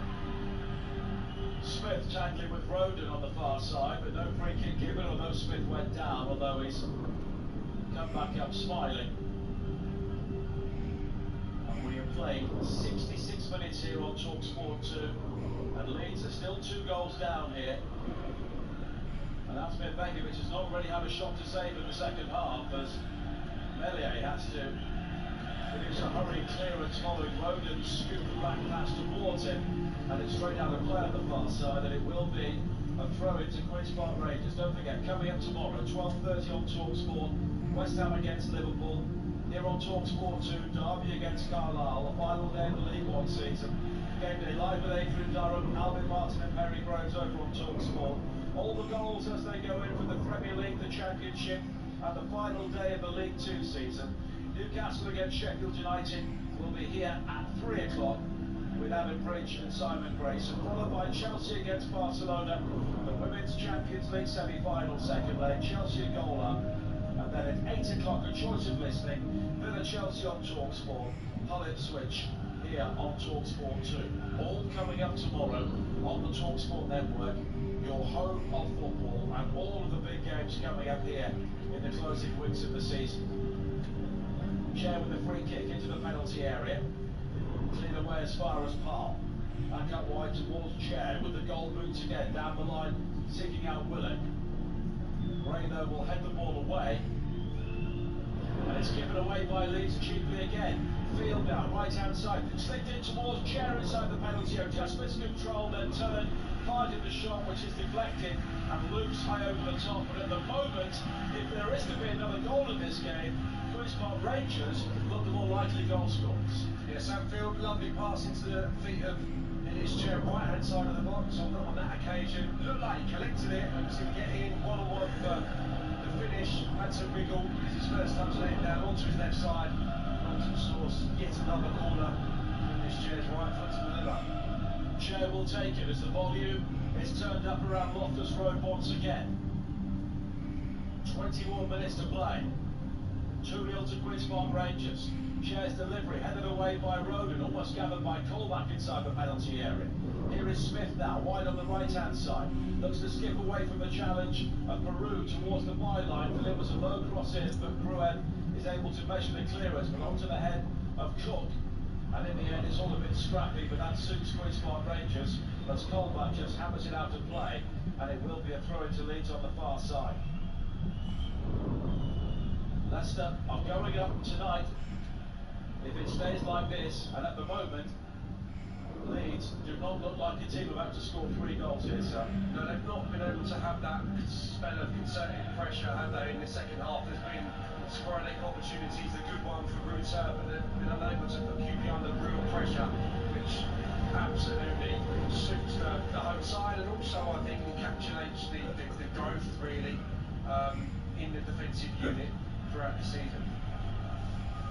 Rangers coming forward again now with Smith on the right hand side, works the 1-2 with Willock, looks to hit the byline, and in the end Meslier has to come out and slide the ball behind for a corner. Smith there was so quick, he seemed to have no chance of getting that ball, but he put the afterburners on and Meslier had to scamper. Yeah, no one else in QPR side would have made that, they would have given it up. He's so quick over that first 10 yards, made something of nothing, and QPR looking really dangerous from these set pieces. Even the second phase, or even if Leeds win the first header, it looks like QPR are alert, and then invariably get into that knockdown. In front of the stand, bold stand, the current number 10, Elias Chair, plays the corner into the penalty area, out towards goal. Again, the defender wasn't convincing, it was nullified the shot in. He then tries to deliver a cross, but he's penalised for a push on Roden, and it will be a free kick. And at the moment, Leeds look toothless. 19 minutes to play. Queen's Park Rangers 2, Leeds United 0 here on TalkSport 2. And after all of their recent issues, it looks like Leicester will be up with 2 games to spare, like everyone thought they would be. It's been a funny couple of months, hasn't it? I mean, from possible record breakers, highest all ever, and what have you. We were talking about early part of the season. It's been a real struggle, it feels, the last few weeks, but yeah, still on their day. They've been an outstanding watch this season. It looks like they're going to get the job done. Well, Southampton could get 90 points, Leeds could get 93 points, and neither could go on. Ipswich, of course, currently on 89 points, and they've still got 3 games to play. As Willock comes forward now for Queen's Park Rangers down the left, the cross in looking for Dykes, and in the end, Ampadu gets there first, but all he could do is scramble the ball behind for a corner. I think there was a canny nudge there from Dykes from Ampadu, And that was enough just to knock the defender off balance. Yeah, maybe just trying to usher him to the side because he was aware that Smith was peeling around the back of him, completely unmarked there. So Dykes, good awareness, unselfishly just trying to make an opportunity for the substitute. Another corner for Chair on this near side. The Leeds have pulled everybody back once again. On a night they need goals, they are 2 goals down. Chair's corner towards the mid-post, Curtis Dawn, and that settles it. It's 3-0. Lyndon Dykes with the goal, and his congratulations to Leeds United, to Leicester City. They are promoted to the Premier League. Leeds beaten here by 3-0. They, it seems, will have to win and hope on the final day. But he deserves that.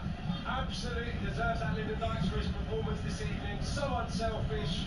It's an ugly task at times, and QPR is so dangerous from these set pieces.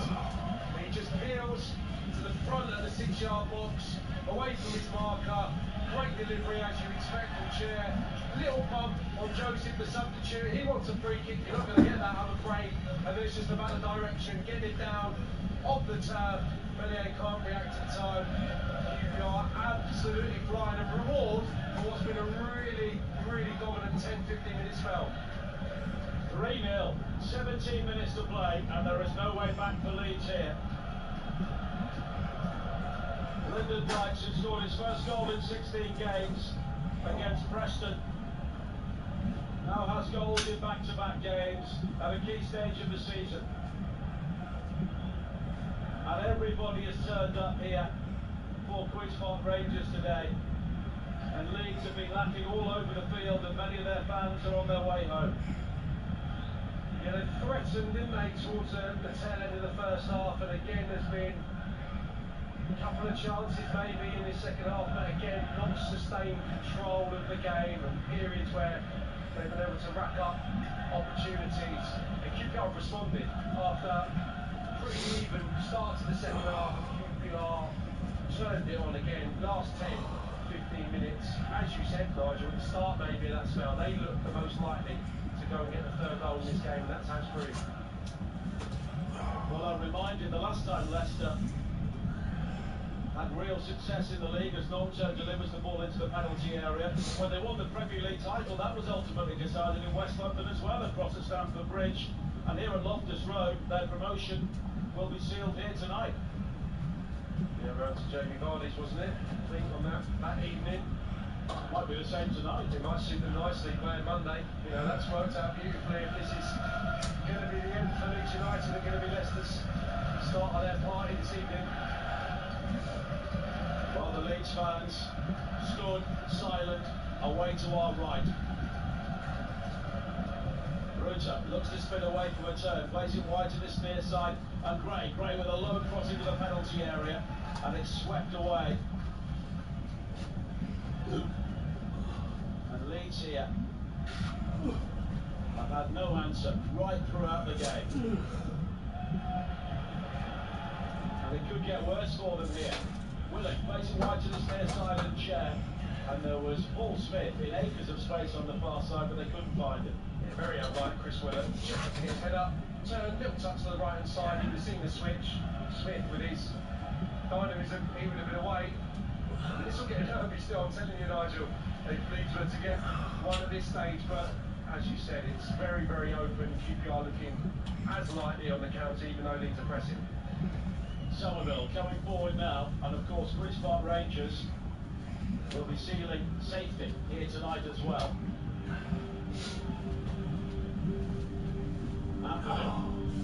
Sweeps it wide to the far side, across into the penalty area, looking for Joseph. Met by Cook. Now Monto. Leeds have got so many attacking players on the field now, but they've been undone by a set piece. Ruta, on the edge of the penalty area, turns into trouble. Field plays the ball away. Now Chair, over the top, looking for the run of Dykes. Dykes though being returned by Ampadu, and he will guide it all the way back to Bellier. Guys, I've got to say that they've been active in terms of their stability without the ball. They're shaking throughout the evening. When you get all your forward players on there, it's a gamble, isn't it? Because you lose a little bit of that control on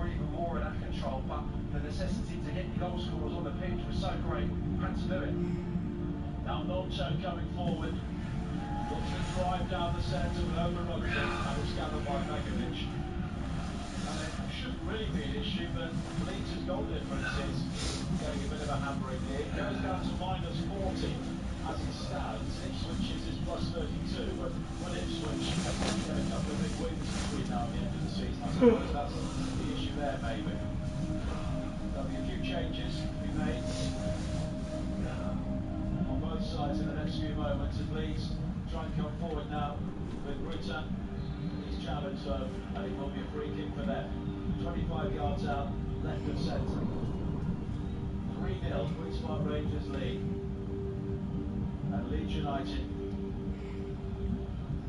it looks like we'll be in a straight shootout with Ipswich for the final place behind Leicester, or alongside Leicester. And Jadon Anthony will be coming on for Leeds, along with Joe Gelhardt, and it's Jorginho Ruta who is going off. So Gelhardt will come on to replace him. And Anthony is also coming on, Somerville going on, so that's Daniel Farker saying that's that. Yeah, it's with displeasure from the United support. I'm not sure if that was because the nature of the substitutions or the performance levels of the two that have departed, but yeah, I understand if you're not pleased by what they see it. Well, the away end is beginning to empty here with Leeds 3 down. Maroon is over the free kick and he hits it left-footed, and it's miles off the target. Just going back to that challenge, I think that was a bit of a let-off for Sam Field. It was a decision I'm sure he thought about when Ruta got goal-sided him to bring him down. I think maybe the referee was probably already thinking about those substitutions, knowing that the board was about to go up and didn't brandish the yellow card. I thought it wasn't looking.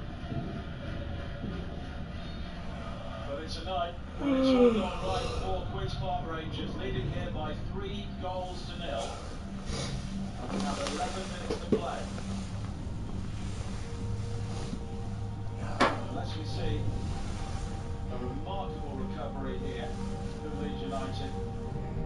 Queen's Park Rangers are safe, and Leicester are promoted. And at the moment, it's a brilliant night for Leicester City, and it's not a bad night for Ipswich either, is it? Great night. They're under pressure. They've got 2 difficult away games coming up, but they know it's a situation 1 point behind with 2 games in hand. You take that at this stage. Oh, absolutely, yeah. It's been incredible that they've been able to stay the pace, really, with the 2 teams from the Premier League. They've done phenomenally well, and yeah, I mean, any Ipswich fan to take to the last 3 games of what happened, but now they've got a phenomenal opportunity of being in the Premier League. What a story. Jay Clark-Salter is the first player to make way. Isaac Hayden is also coming on for Jack Colback. The Rangers here also brought on Morgan Fox for the closing 10 minutes or so.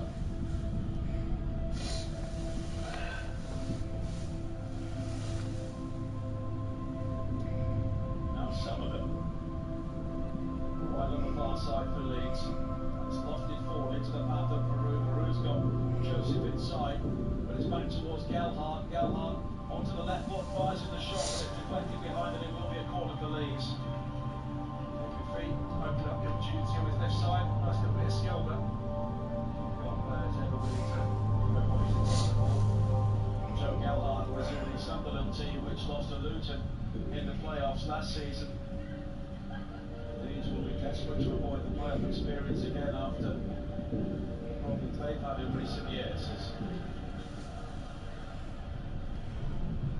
Willock loses out to Joseph on this near side, but it's all very tight. In the end, Crew Evers lost out. Queen's Park Rangers will try and bring the ball away. And all of the game changers on the pitch tonight have been wearing blue and white boots, haven't they? Leeds have offered very little, really. Yeah, I doubted whether QPR would have had the ability that desire to produce another performance after everything that we're taking to get that. Really important win over Preston last Saturday. This has been a very, very complete performance. They things look really ordinary and again just hammers home the point really, the improvement under Cifuentes would have been desperately unlucky had QPR been relegated given their form in the second half of the season. What's happened now, 53 points. They'll be looking up towards mid-table. They've got Coventry away on the final day. Now Dykes, out muscles Roden. Roden throws up his arms there in frustration as Rangers come forward again now. On the far side was Smith. Young Jayden Anthony, not once but twice, and then Smith tries to also go beyond Junior Firpo, but Firpo comes away with the ball, and we have 7.5 minutes to play here. Queen's Park Rangers 3, Leeds United 0. Leicester City are heading back to the Premier League at the first attempt. And they will travel to Preston, live on TalkSport 2 on Monday, with all of the pressure lifted from their shoulders. Leeds looking to move it forward again here, but they look a beaten side, and they've looked like that for some time, we have to say. As Nonto fires the shot in from the edge of the penalty area, good position, but no real power. Comfortable save for Begovic. Yeah, in the context of the second half, that's a reasonable opportunity for Nonto on his left side. Tired effort, didn't catch it at all, and Begovic saves it comfortably. Just saw a shot of Steve Clark on the monitor. Nigel, not a bad night for Lyndon Dykes to arguably have his best performance of the season. He will have the Euros on his mind very soon with Scotland.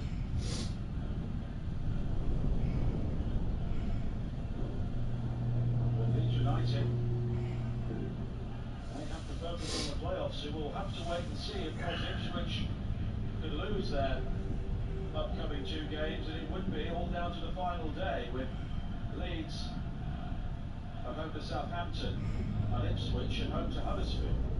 It's going to be interesting to see what type of Ipswich are in at the start of the game tomorrow, having had that enforced break. They just won't do them any harm though, will they? Oh, absolutely not, no. I mean, it's very going to be like ridiculously motivated, fired up for any game. Yeah, you've got to keep that, relative composure when you take to the field, but they'll be absolutely buzzing this evening and won't be able to get out there tomorrow. Won't wait to be able to get out there. I think tomorrow's an incredibly difficult game. I just think maybe Coventry's race will be run by that fixture, and how much as the chase. That's his stance. They can afford to lose one of those games. Yeah, of course. Potentially. That's going to be down, didn't they, last night? Yeah. So we've all said, they've got to win these 2 games. Yeah. And that might not necessarily be the case then. Of course, if they do, it will be massively in their hands going into the final day. In fact, it will all be over. Yeah, 5 points, isn't it? Yeah, so many permutations to sort out on the final week of the season. Free kick here for Queen's Park Rangers on the far side. Shares delivery, hides the penalty area, and it's number 4. And this time it's Sam Field, and the champagne corks will be popping all over Leicester. The Foxes are returning to the Premier League, and it's thanks to a stellar performance from Queen's Park Rangers. Leeds are falling apart again, and this, their worst performance of the season at the worst possible time. Queen's Park Rangers 4, Leeds United 0. It's survival for Queen's Park Rangers, and it's promotion to the Premier League for Leicester City. How many headers have QPR won inside the Leeds United 18-yard box tonight? The delivery is sublime, absolutely brilliant from Chair once more. The header is a wonderful one. It's quite central, but there's real pace on it. Really, you can get a palm on it, and you can't divert it away from the target. It goes into the top corner of the net. It's a beautiful sight for QPR supporters. That is well and truly that. It's been a formidable performance from the home side. Leeds have been absolutely demolished in West London tonight. 4-0. 3.5 minutes to play. Leicester Leicester City are promoted thanks to an incredible performance from Queen's Park Rangers. Sinclair Armstrong is coming on for the final few moments for Queen's Park Rangers. Lyndon Dykes is the player who's gone off. He's played his part here tonight. And Chris Woollick will also make way. And Albert Adoma comes on.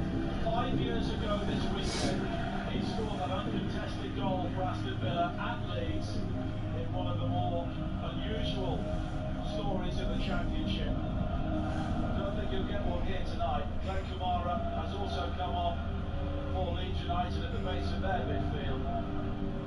And they've been a shambles at times second half, haven't they? Yeah, I mean, he needs to get the goal in the early part of the second period, and never looked like it really. Since that route turn, Sharks went wide of the post, QPR been the better side, haven't they? Maybe 5-10 minutes, Leeds came into it, and then for the remainder, only really been one team in it. They look dangerous, the creative players, the top players in QPR, blue and white, excellent. 8s, 9s out of 10.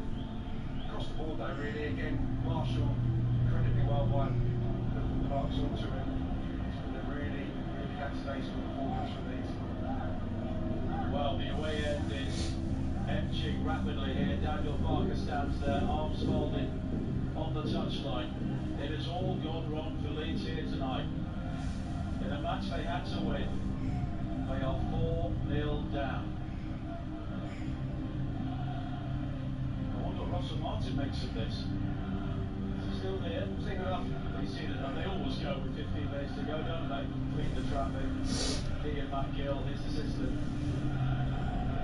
In fact, I don't think I've ever seen Russell Martin without Matt Gill in any circumstances. Gelhardt fires a shot in for Leeds from the edge of the penalty area, and it's over the top. And the Leeds fans can now be counted in their hundreds. Yeah, many of them. It's sore night. They knew what they had to do. They knew they had to win these 2 games this week. They fell well short of their best tonight. There was moments in the first period where you saw that invention in the forward players, but yeah, every unit in QPR's 11 have been better than their counterparts tonight. It's been very, very complete performance from the home side.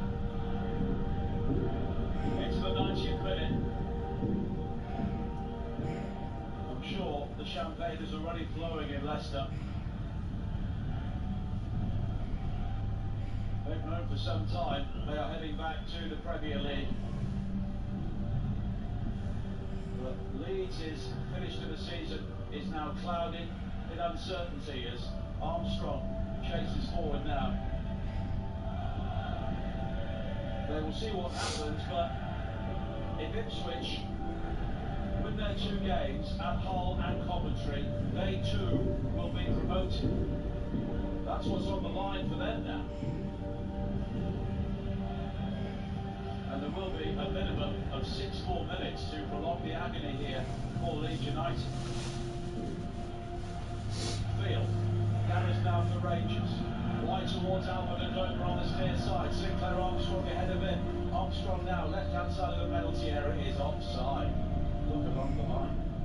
Yeah, forgive me for not knowing his contractual situation, but I presume he's maybe Albert Adoma, self-confessed QPR supporters, last minutes on the Loftus Road pitch. He's certainly got a nice welcome and nice rendition of his song when he took to the pitch tonight. Well, he's had a great career. Oh, yeah. Promoted, of course, with Aston Villa 5 years ago.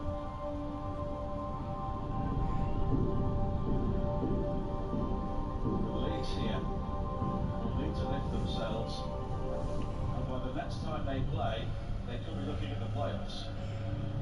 If Ipswich win against Hull and Coventry tomorrow night, the game at Hull on TalkSport 2, the game against Coventry also on TalkSport 2 next Tuesday. That's it, it's done. We were talking about a thrilling final day, and it could all be about who's in the playoffs.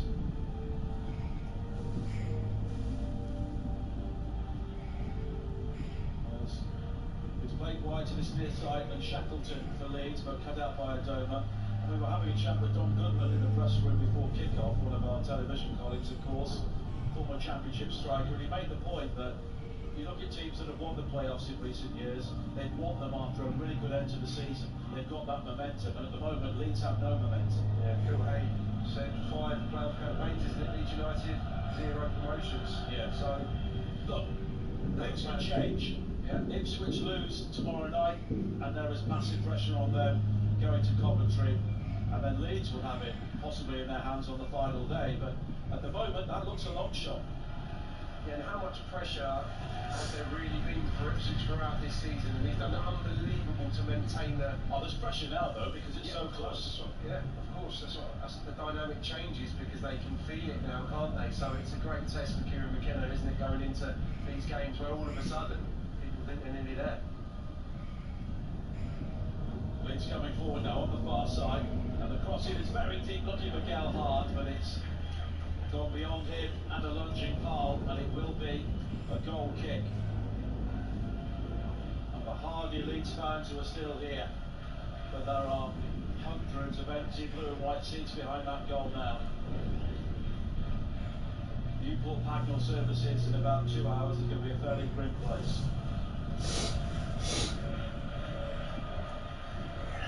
Queen's Park Rangers, a team who have lacked goals this season, have suddenly come up with a 4-0 victory. That really sums up the championship. I noted it down, Nigel. They've only scored 2, more than 2 once this season. And Stoke here in a victory. Incredible. So you would never have foreseen this margin of victory, of course. I think that dates back as well. They haven't been free scoring for a couple of seasons now, and despite the brilliant display this evening, that's where they need to improve ultimately to be higher up the division next season. Martin Fuentes will believe he's got something to build on, and more importantly, perhaps he's also got the time now in pre-season to really put his imprint on the squad. Yeah, and I think, you know, Dan from the South London Press made a great point. You know, he's probably not been able to really put his stamp, his real authority, you know, play with his principles, which will be, I'm sure, a lot more attack-minded. He's just had to, you know, go with that real solidity, I suppose. Yes, he's reintroduced Willock and Cher, who were in the side together early part of the season, so he had to do that, I think, to get that creativity. But fundamentally, this success this season has been about the structure of the team. Yeah, yes, there's been more football, and yes, there's been confidence, but it's the structure, the better defensive units that have proved vital in this survival. 90 seconds of added time to play. Begovic with a goal kick, one bounce all the way through towards Melia. Absolutely, no, there's not been a... I mean, there was for a period, 6-week period under Mick Beale, but there hasn't been a feeling like this, I don't think, around this club for many a year now. I think they're onto a good thing with this coach, unquestionably. Now it's back in field towards Shackleton on the edge of the penalty area, but Rangers win it back. And it's hammered downfield towards Armstrong, tries to link up with Adoma, but here is Kamara. Wide towards Shackleton on this near side. And Leeds here, rather going through the motions in the 95th minute, 4-0 down. And they've given the ball away. Cher will play it forward now to Sinclair Armstrong, who loses out on the far side to Ampadu. Armstrong, though, forces Ampadu into a hurry back pass to Melia, and he will eventually clear the ball downfield. Well, Leeds have doubled both Leicester and Ipswich, but ultimately they may still fall short. The Championship can be a very unforgiving place, and Leeds have experienced the rough end of that here this evening. Gelhardt tries to bring it forward on this near side. It is all over. Loftus Road celebrates survival for Queen's Park Rangers, and it's promotion for Leicester City back to the Premier League at the first attempt. Leeds United have been humbled here by 4-0, and by the next time they play, Ipswich could also be automatically promoted to the Premier League. They've got to win tough away games at Hull and Coventry, but by automatic promotion could be sorted out, but one thing is certain, Leeds United have been absolutely hammered here tonight, and Daniel Farke has a big rebuilding job in terms of confidence and cohesion for the remaining games this season. It is finished. Queen's Park Rangers 4, Leeds United 0. Leicester City return to the Premier League at the first time of asking. Congratulations to Enzo Maresca's side. And 5 points from their final 3 matches will see Ipswich join them and see a place in the top tier of English football for the first time in 22 years. They go to Hull tomorrow night. It's live on TalkSport 2. Leicester can even seal the title on Monday. If Ipswich lose that game, we'll have the Foxes trip to Preston live here as well. And of course, congratulations to Queen's Park Rangers, who are staying in the Championship. It was billed as a season to end all seasons, and it could well live up to it. Another remarkable result, and it means the momentum swings one more time, potentially definitively in the race for automatic promotion. Sam Parkin, let's firstly discuss Queen's Park Rangers. They have reached their goal, their target for this campaign. Incredible impact from Martin Cifuentes to keep them up. 9 wins, 4 draws, 4 defeats in their last 17 games. Fantastic form shown for a pretty negative, pretty bad place at one point. Yeah, incredible job. Outstanding work that he's done in such a short space of time. Some really influential signings, I think, in the January window, but I mean, the way he's coached this team, the confidence that he's got, he's instilled in these players. Just touched on it naturally in the second half there, bringing Cher and Willock back in. Willock was very much on the periphery under Gareth Ainsworth previously. That was vital first and foremost, but he's done so much good, honestly. And like I said, under Mark Warburton for periods there was a little bit of belief here, but not like there is at the moment. And everyone inside this stadium tonight now will look forward to next season with such optimism, and that's been such a rarity probably over the last decade or so. And I think when you contrast what's going on down the road at Brentford, those envious looks can probably turn to people feeling a little bit of hope for the first one. So brilliant outcome after a season that really tested, I think, the most ardent of QPR supporters early on. And it took their best performance of the season, maybe Leeds' worst as well. Yeah. What a remarkable evening of football we had. Yeah, I said to Nigel, QPR didn't win games by that margin. You're probably going back years, honestly. I mean, so you would never have envisaged that being the margin of victory, but they were better in all departments tonight. That didn't flatter QPR. That was an outstanding all-round performance. Again, encapsulated by Clark Salter and Crew, the way they defended the box at times. There's a real belief they're going to keep clean sheets now. I think that's 13 for the season. That's not too shabby in a team that's been threatened throughout the campaign by relegation. But then, the forward players, absolutely majestic, especially first half.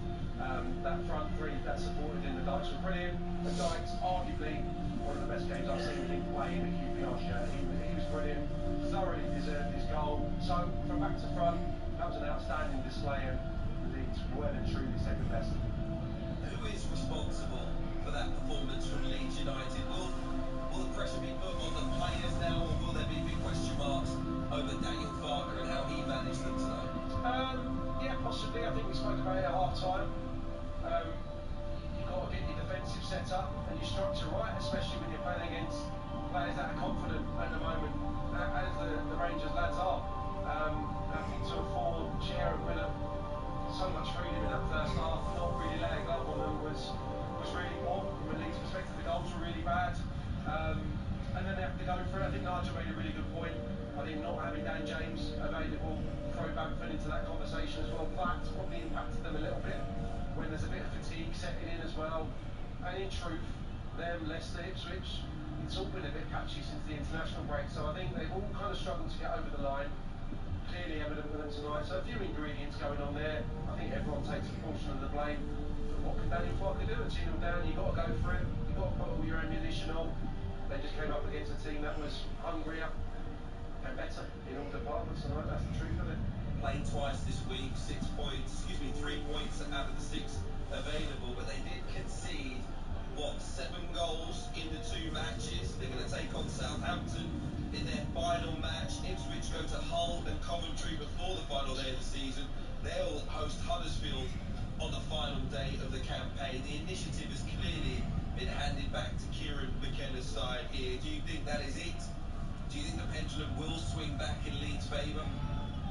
It's difficult to see it now, isn't it? Just after witnessing that, but the last few weeks have been crazy. It's difficult to predict anything. We know that in this league, especially the way that it's moved around this season. But I mean, it'd be amazing to know what the sense is in the Ipswich camp now, in that hotel, as they prepare for that colossal game now next week. And I spoke about it towards the end of the commentary here. It's a different dynamic now, isn't it? The pressure is on them, possibly for the first time this season. And any Ipswich fan would have taken consolidation this year. There's been no suggestion that they were going to be able to stay the pace with these two. Now it's on them, isn't it? They are the favourites, the clear favourites to do it. So this is an opportunity that may not come around again for a few years. Of course, yeah. That's always the case, isn't it? When you get a runner like this, when you get a story like this, the reality is teams will improve next year. The teams that come down, it's unlikely they'll be able to be as strong as they are this campaign. So yeah, absolutely, that's going to be a test of those players tomorrow. Can they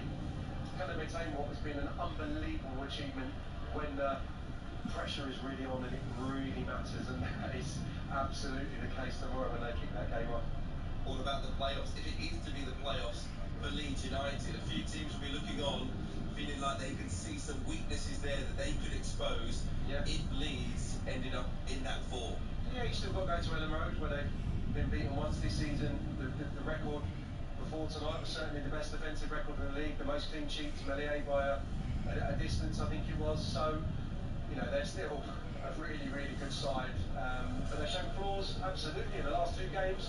And it just shows you, even Middlesbrough with nothing to play for, pushed them really close, and QPR have absolutely demolished Leeds tonight. So it would give the others hope, and Southampton are still playing well. Yeah, they've lost a couple of games recently, but they're still playing well. I was down there recently for that Preston victory. They've got good squad, they've got good players. Norwich, I think, going to be a lot of people's start horses if they get over the line. And West Brom, we know how good Carlos Fulgran is, especially, I think, when it comes to the playoffs, especially the way he can set his team up and set up a game plan. So, yeah, that is going to be, I mean, if that's the 4, right, that's the 4 that you would have probably, well, with Leicester City, you wouldn't have had Ipswich anywhere near it. So it's probably 5 of the 6 that you would have anticipated being the front runner start of the season. And God, that's now 4, and if that's the 4 to go into it. I was going to say there's still a long way to go, but for Leeds United, just a single 90 minutes, maybe they will be in the playoffs, maybe they will be automatically promoted. Of course, Ipswich will want to have something to say about that before Leeds next step foot onto the pitch. It's been a crazy night, a remarkable result we didn't see coming.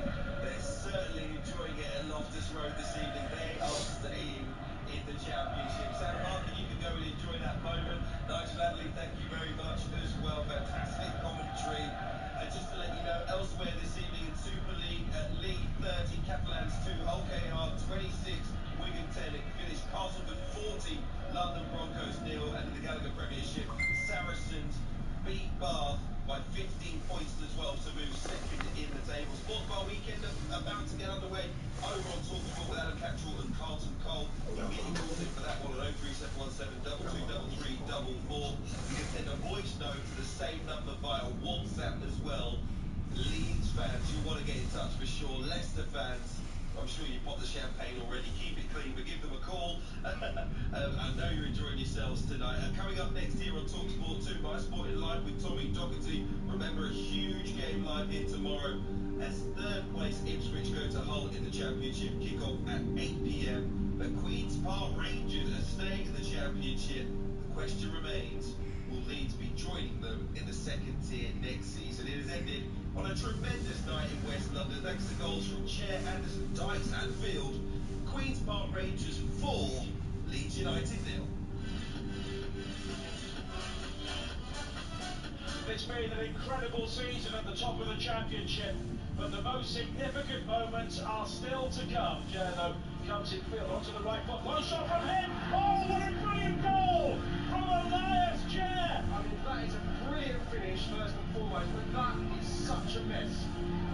United. But here is Willett finding Anderson. He skips it clear. Oh, it's a brilliant goal from Lucas Anderson, curling the ball in left-footed. And Leeds here at the moment look a beaten team, we have to say. Just corner towards the mid-post. Transform, and that settles it. It's 3-0. Lyndon Dykes with the goal. And it's congratulations to Leicester City. They are promoted to the Premier League. Joe's delivery high to the penalty area, and it's number 4. And this time it's Sam Field. And the champagne corks will be popping all over Leicester. Queen's Park Rangers 4, Leeds United 0. It's survival for Queen's Park Rangers, and it's promotion to the Premier League for Leicester City.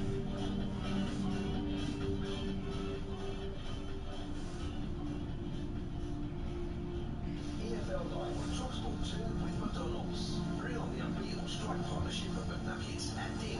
Order with delivery now on the McDonald's app and get tasty reward points delivered too. 18 plus. Rewards account required. Participating restaurants. Subject to availability. Delivery fees and terms apply. Switch to EE's ultra-reliable full-fiber broadband for only $29.99 a month and pay absolutely nothing up front. Oh, nothing, not a thing. Plus, it stays fast even at peak times. And it's powered by BT. Bingo! All on the UK's most reliable broadband technology. That's epic. No wonder broadband switchers choose EE. Hurry, offer ends 16th of May. New customers 24 months, 43.7% UK availability. Terms apply. Price increases on 31st of March each year by £3 a month. I'm Martin Selden. I write a column for the Times and Sunday Times, and you can read my take on weekend's football every Monday online or through our app. You'll also find the latest news and exclusive football features. Enjoy the Game podcast, the football newsletter, and in-depth tactical analysis of the trend. The digital subscription is just £1 for 3 months. Subscribe with Google or visit thetimes.co.uk/TalkSport to join. Also renews at £26 a month unless cancelled. This is no ordinary mission. We're here to help carpet fitters bring comfort and luxury into every home. A new carpet deserves the best underlay to keep that brand new carpet look for light years. We're talking Tredair carpet underlay here. We're the Tredairnauts. And with our range of underlays, we're on a mission to bring comfort and luxury into homes across the universe. Tredair carpet underlay. Feels like nothing on earth. So many small cars to choose from. This one looks like that one, which looks like Suzuki Swift. This is the one. Yeah, standard reaction to the new Suzuki Swift, which comes with serious style, a choice of cool colours, and loads of tech as standard. And it's available with 0% APR for 2 years. Want to be one of the first behind the wheel? Search Suzuki Swift to book your test drive and get set to feel different. Quote is Suzuki with them. Suzuki Financial Services Limited. T's and C's apply. See car.suzuki.co.uk/offers. TalkSport 2, official broadcast partner of the EFL. Saturday night, live Championship football on TalkSport 2. Hull versus Ipswich. Kick-off 8 p.m. Saturday night on TalkSport 2, full of football. Back in 2012, I had the privilege to sit down with legendary football manager Tommy Docherty for TalkSport's My Sporting Life series. Tommy made his name as a player, most notably with Preston North End, where he made over 300 appearances, as well as representing Arsenal and Celtic in those playing days. He also won international honours with Scotland, captaining his country, as well as being a member of the squads that went to both the 1954 and 1958 World Cups. But his 28-year career as a manager, most people remember with a special fondness. In particular, his spells in charge of Chelsea and Manchester United, where he built young, exciting, vibrant sides that both went on to win major honours. Thomas Henderson Docherty was born on the 24th of August in 1928 in the Gorbals, Glasgow. I started our interview by asking him about his upbringing in that infamous location. Yes, it was rough, but no, definitely I don't think East End of London or the East End of most cities. At the end of the day, it's not the players, it's the people that absolutely matter. And the East End of Glasgow, the Gorbals, was a fantastic place because you knew nothing else. I mean, little things like you wanted a new pair of shoes, you went to the swimming baths on Saturday morning. Nicked a pair as soon as they told the weather whistled off the door that you're going to get a new pair of shoes and whatever, or a better pair to it. Yes, it was rough, but it was no different. You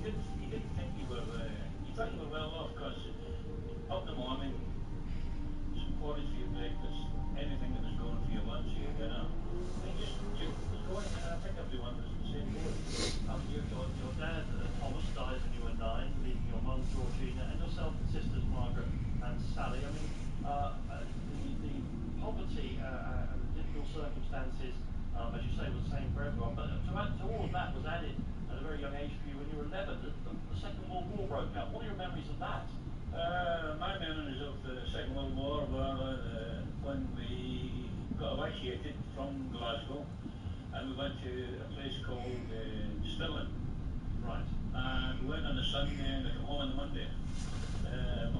That wasn't very good. No, well, my mother said if we're going to get bombed, we'll get bombed in our own house in Glasgow, not in Stirling. And where she got the money from, I don't know, but she got a taxi and took us back home to where we left the day before. And we stayed there until during the war and well after the war, actually. We're well aware of, you see endless documentaries about it, about what the population of London went through during the war. What was it like in Glasgow? I mean, as a young teenager, did you actually live pretty much normally, or was it not like that? We just got on with it, actually. It was as simple as that, actually, because everyone was in the same boat. You had your gas mask you took to school with you, and periods of the day you get it out and put it on just as a preliminary measure. So when anything, God forbid, did happen, you knew how to get it on as quick as you possibly could. But everyone seemed to be in the same boat, because the bombing of the Claybank shipyards was right near us as well, which was dreadful, actually. But you just got on with it. It was as simple as that, actually. And of course, I left school at special dispensation. I left school at 12 years of age, and I got a job delivering groceries in the afternoons. Sorry, why were you allowed to leave school at 12? Because my mother was a widow. And she got a special dispensation where I could go out and earn a few shillings more than a widow. I take it that with the Irish connection in your family, you were a supporter of Glasgow Celtic? Yeah, well, I was born, it was a situation where if you were a Catholic boy, you supported Glasgow Celtic. If you were a Protestant lad or a non-Catholic lad, you supported Glasgow Rangers. And that was the situation in Glasgow at the time. And it always has, well, always was, but not now, of course. Did you get to see the Celtic team at the time? Well, I used to get out of school on midweek Wednesday occasionally.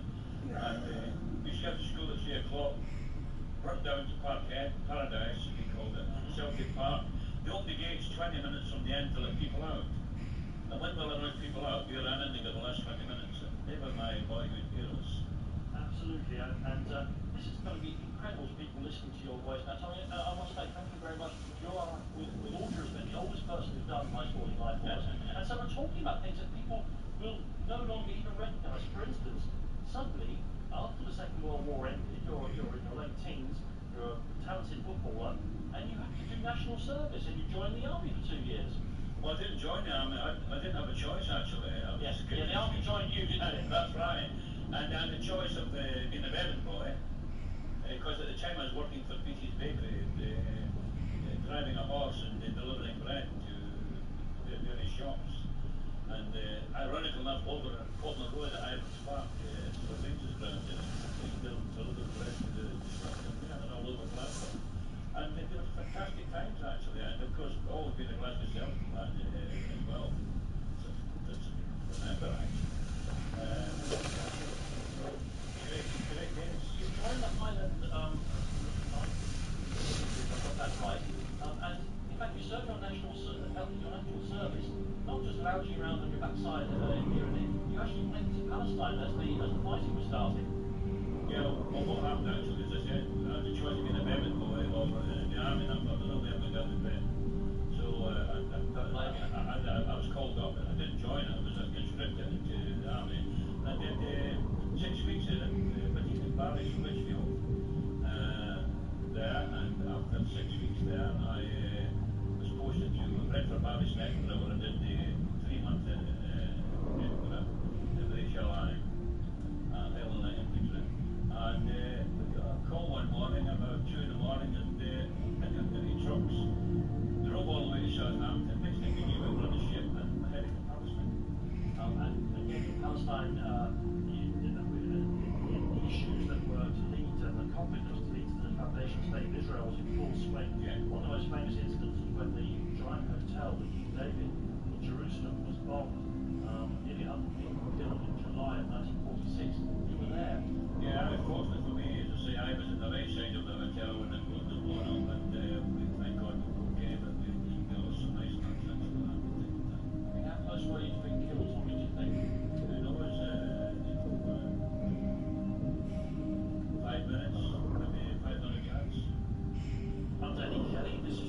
Sports will listen to a special edition of My Sporting Life, featuring former Chelsea, Manchester United, Scotland manager Tommy Doherty. By July of 1948, you completed your national service, and shortly after, joined Boyhood hero Celtic. Explain how that came about. At the time in Palestine, one of our officers out there was a man called Adam Little, Glasgow Rangers midfield wing half, and he was the medical man out there, and a lovely person actually. And I played for the battalion team, the first live in Palestine, and that's all I did. I did very little on the army work. I was playing football and sports and running all the time. And he recommended me to Glasgow Celtic. And I understand that when you got home, there were a variety of people after you wanted to sign you. Burnley, Everton, Manchester United. But obviously, as a Celtic fan, there was no choice for you, was it? It had to be Parkhead. Oh, no brainer, yeah. It's definitely Celtic Park, Paradise, the boys. What kind of club was Celtic in those days? I think they've gone a long time since they've won anything, haven't they? Yeah, I think the last thing they won was the Empire Exhibition Cup in 1939, and Johnny Crump scored the goal in the team that day. It was Kenny Logan Morris, Keaton Smythe, Patterson, Delaney, McDonald, great sign. That's a good one. And you joined Celtic, you made your first team debut at Ray in August 48 against the Glasgow Rangers. What do you remember of the pride of joining and playing against Rangers in your first big game? Well, I played at Aberdeen on Friday night for the reserves at the Cutlery, and of course there was an injury or an illness or something, and I was asked to play outside right for Celtic at Ivors Park, Glasgow, and of course I was just come back from Palestine. The people fan and whatnot, they thought I'd come from somewhere else, and I got a bit of abuse from the Rangers supporters, as you always did, and vice versa. The Celtic supporters gave them a lot of abuse as well. But I was a bit of a shock to play in the position I've never played in my life, actually, outside right. Having joined your boyhood club, it didn't really work out insofar as within a year and a bit, you were on your way. November 1949 was a big time for you. You set a date to get married with a girl you met called Agnes, and more importantly, as importantly, I guess you'd have to say, you leave Glasgow Celtic for Preston North End. Why was that? Why did that come about? Well, it's a strange situation because those particular days, with the home internationals, Scotland, England, Ireland, and Wales, we had a wonderful player called Bobby Evans, and I had a man playing midfield in my position, or actually this position, I believe, when you look at Celtic, yeah. Celtic. And of course, the game, the internationals were playing on a Saturday, so the league programme was still went on, and when Bobby was playing for Scotland, I got my opportunity to play for Glasgow Celtic. That's the reason I played only 3 games that year, because the home international was 3 matches. Bobby played in England, he was playing in Ireland for Celtic, and of course I didn't really get the opportunity. And all of a sudden I was playing at Green and Morton in Capital, and I got spotted by James Taylor, the president of Preston North End, and he signed it for £3,000 from Glasgow Celtic. And the only reason I went was I was about to get married in a club house with a rent of 25 shillings a week. Yeah, so you actually do get married to Agnes, and you brought into Preston to replace Phil Shankly. No less. And you make your Preston debut after spending a few days in the reserves to get acclimatised to English football. You make your debut on Christmas Eve in 1949 at Helen Road, Leeds. What kind of club was Preston when you got there? I don't know, I never even had a dog in it. Really? I just got told I was being transferred and there was nothing I could do about it. Those were the days when you couldn't leave the club, but the club could get rid of you or sell you on if you wanted to. The fee was £3,000. And I did well, I got like £250 out of that, which was a lot of money in those days actually. And the next thing I knew, I arrived at Preston, and fortunately for me, the trainer was a Scottish gentleman called Jimmy Millen. His Gordon's dad, he was a trainer, he was terrific though, and he helped us tremendous amount. And they introduced me as Tom Finney, who is now Sir Tom. What's amazing, of course, is that in those days, a team could come out of the secondary English football and very quickly establish itself as a top power. And so you were promoted in 1951, and just 2 years later, in one of the closest league title races of all time, you were runners-up to Arsenal, but it really was extraordinarily close, wasn't it? Oh, nothing like that at all. I mean, explain to the teenagers listening that it's not what this is before goal difference, it was goal Yeah, they divided your goals scored by your goals against. You and Arsenal finished level on points, and so they had got a couple of extra goals somewhere on the line. Against Burnley at Highbury. And tell me about that season, when it felt to be so close to the title, Tommy. Well, you did think about, all we talked about was winning each game rather than winning the title. And you knew that if you won each game, you were going to be there or thereabouts, and you were in the division. And we had a good side, and we played tremendous football. We played, with the exception of Tom Finney, we played tiki-taki football, two-touch football. And no matter where we went, I think it was a mixture of Scottish players and English players, and one or two Irish players. But we were very, very attractive and great to watch. Do you look back now with any regret at not having got those couple of extra goals that would have given you the title? Well, being a midfield player, you didn't think about that because the manager we had the president called Cliff Pritt, he was very defensive minded, and if you crossed the halfway line, he said your job is to stop the opposition from playing, not you create stuff for us. We back to Tom Finney, and the nice thing about me was he said to me twice, and I told him he got lost that. He said if Tom Finney trained harder, he'd be the better player. Wow. I couldn't believe it, you know. And from what I've heard, because I never saw the Red Man play, could hardly have been a better player, so it doesn't seem very likely. Maybe Messi. Maybe you think as good as Messi is? No, Messi's as good as him. Oh, right. Okay, good. In total, you played 9 years at Bristol, and over 325 games for them. Why did you eventually decide to leave, Tommy? Well, I didn't decide to leave. What happened was, I always wanted, believe it or not, when I was playing football, I wanted to have a own and use agents to back in the shop. And there was one for sale opposite Deepdale, right opposite the ground, and it was going for about 400 quid. And that was due, I was my last year, but I was 10 years, coming up for 10 years at Preston, and I was due a benefit. Testimonial, yeah. They called it a testimonial, but it was a benefit. Yes. And you got £750,000 after 10 years for being the opinion of the directors. You were a loyal player, a loyal servant.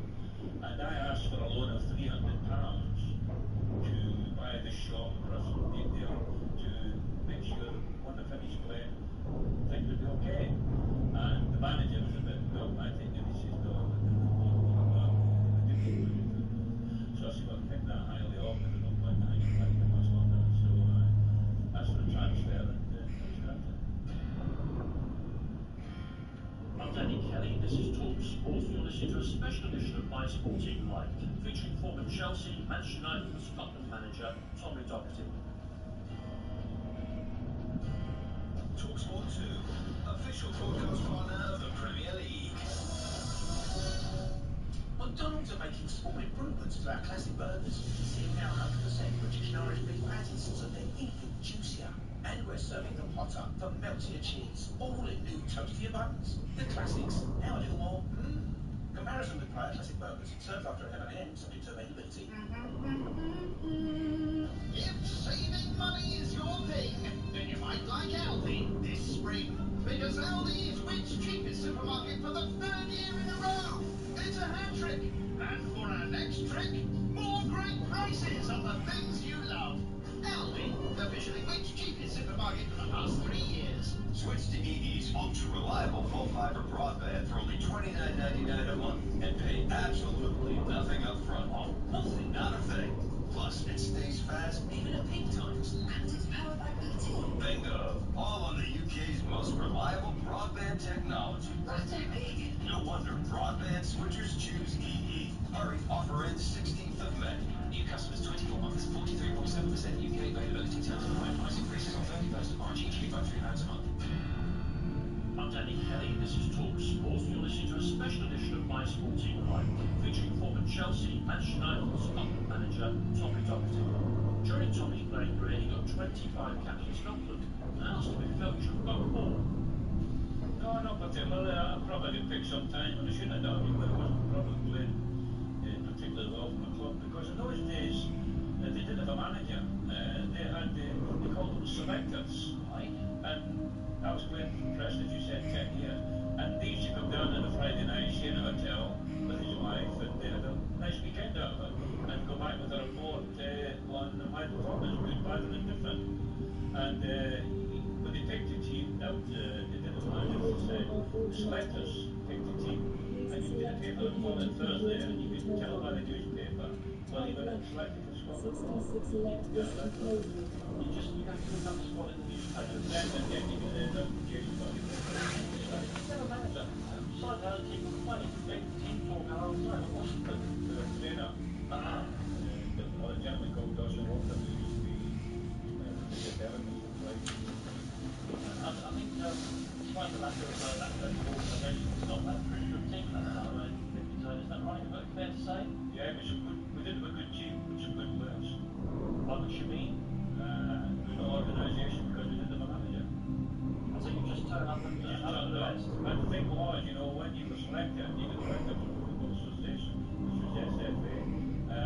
You got a letter from them. It's taking you select to represent your country against Argentina, whatever, Uruguay, Brazil, and report for training on Monday morning at whatever it is, SFA, and bring a towel and your training kit. And soap. Bring a towel? Bring a towel and soap and your training kit.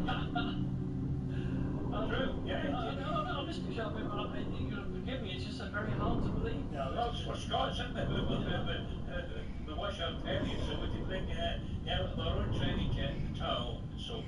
We all know that the rivalry between England and Scotland, which is a shame it's been allowed to peter out really because of the lack of home internationals. How intense was that rivalry of football in the 50s?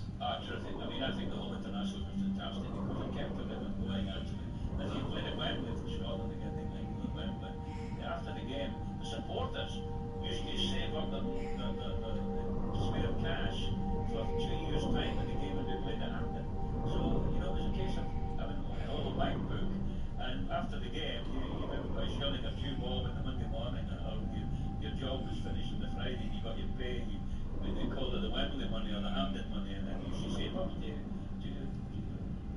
for the trip during the end of the season. I don't think you played in the famous 9-1 defeat at Wembley, did you? No, I played the 7-2. I scored that day against England that day, actually. But no, I never played the other one. In fact, half the time. That was a good time. 7-1 against Wales in 1951 at Hampden.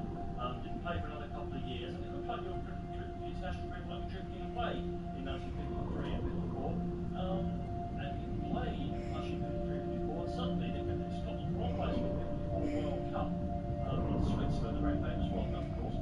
And you are in the squad. Tell us about your time in that squad, in that tournament in Switzerland. Well, I didn't get selected because 54 I broke my leg. That done me, isn't it? And I was out for about 12 weeks. And I'm back again, I'm fit. And so good at the mantle. And anyway, 54 World Cup, we played Tamalai and the Beatty. Ex-Huddersfield Town was the manager. Right. But when we got out just to Switzerland, we had a meeting with the powers that be, selectors, and they had a bit of a row or something. And Andy walked out, so Dawson Walker, the Clyde trainer, took over. This is so cool. As manager of the team. It was a strangely organised tournament. Sponge man, Dawson was a sponge man, he was a physical gentleman. Nice man, but he knew nothing about football, and he was good charge of the main side.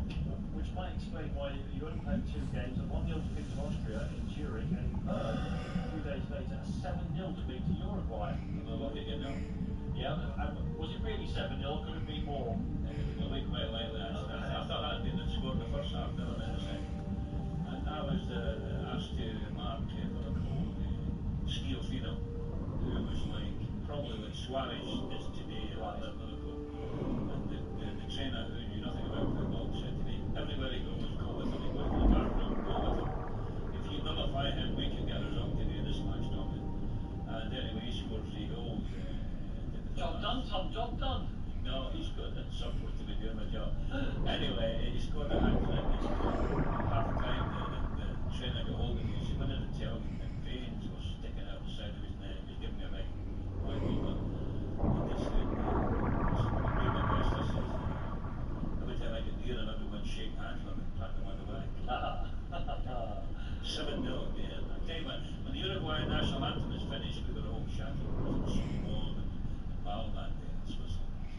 Well, that was 54, and you know, the time moves on, and the next World Cup you played is another very famous World Cup, 58 in Sweden. Yeah. Scotland don't do so well. You didn't play in the first game, which was a draw. Then they lost to Yugoslavia, they lost to Paraguay and France.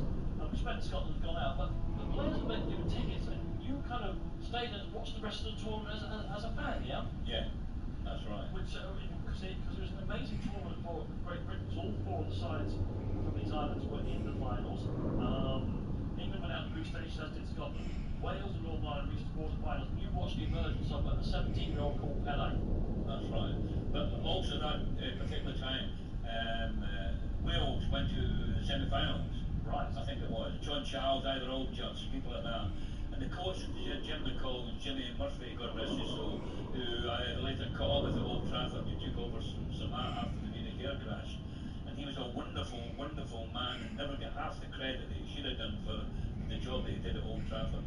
Lovely, lovely man, and he did a great job for Wales and did some great players.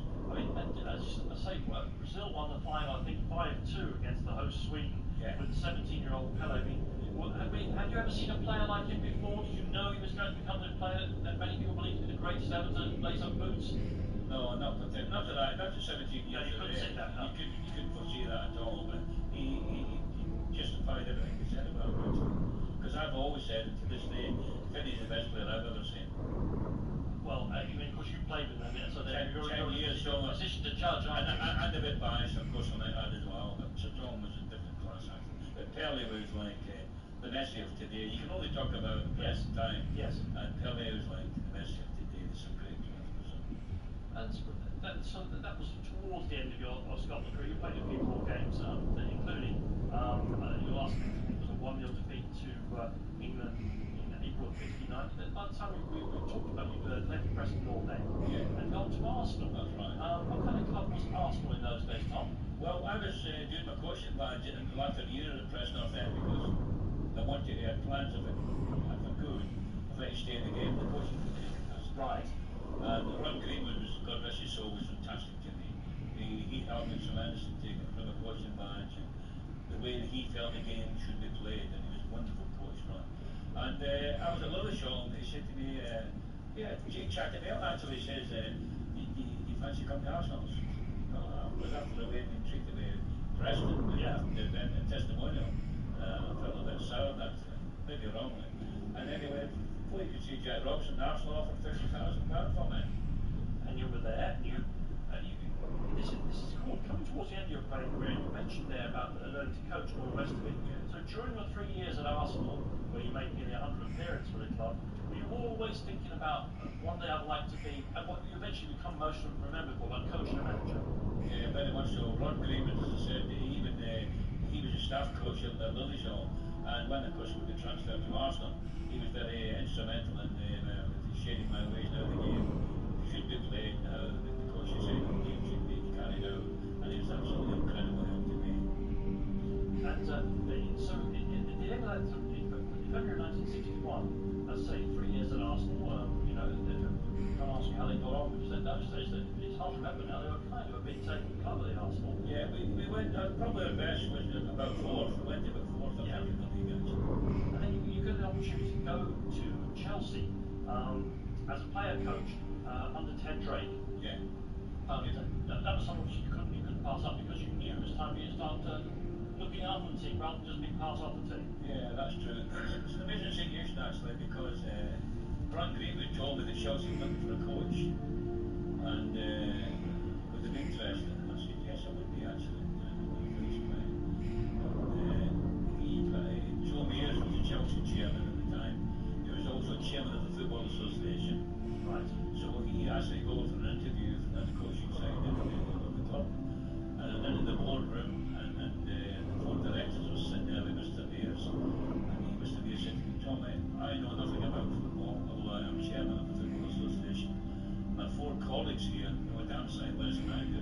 I thought I've got a chance here. And Ted Drake said it wasn't his choice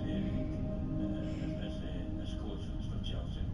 So I said, that's not very helpful, is it? No, well, it wasn't very encouraging, no.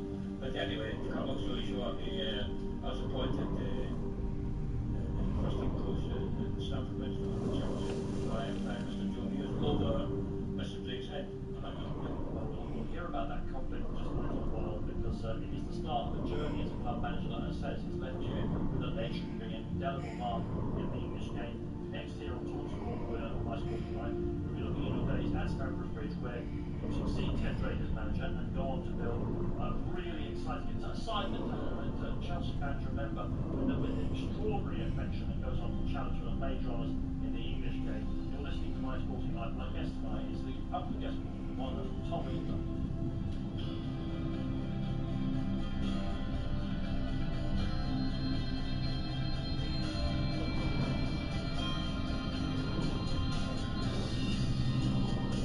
TalkSport 2, official broadcast partner of the Premier League and the EFL.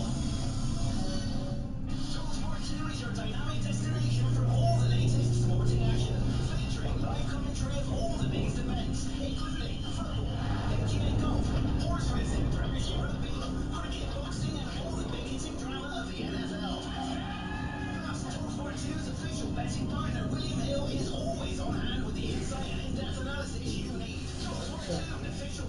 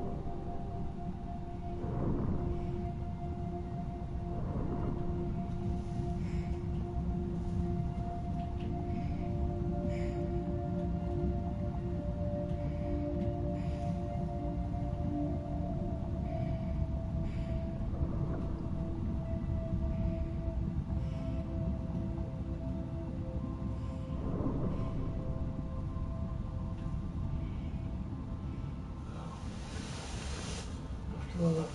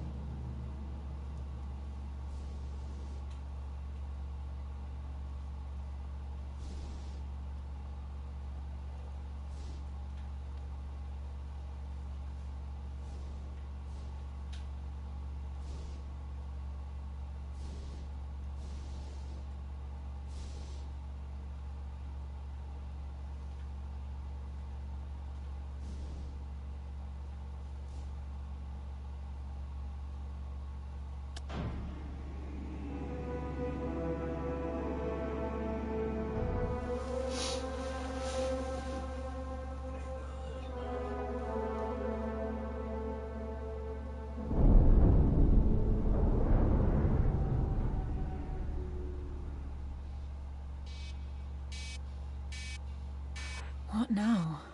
What was that? Same thruster. How bad is it? Bad, sis. One broken thruster could send us completely off course. I'll pick up. Let me do it. I'm already out of torpor. No, it's much too dangerous. Claire, we have to act fast. I'm going. Please be careful. I'll head to the cockpit to guide you. Copy.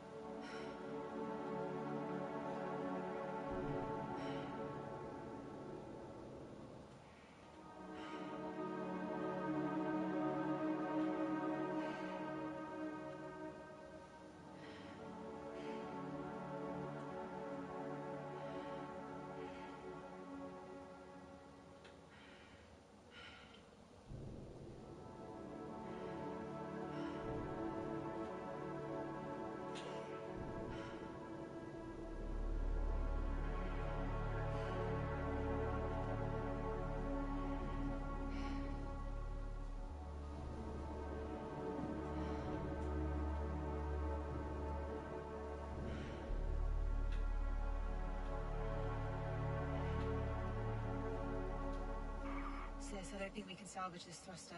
It's taken severe damage. Diagnosis is the same. You'll have to cut it away.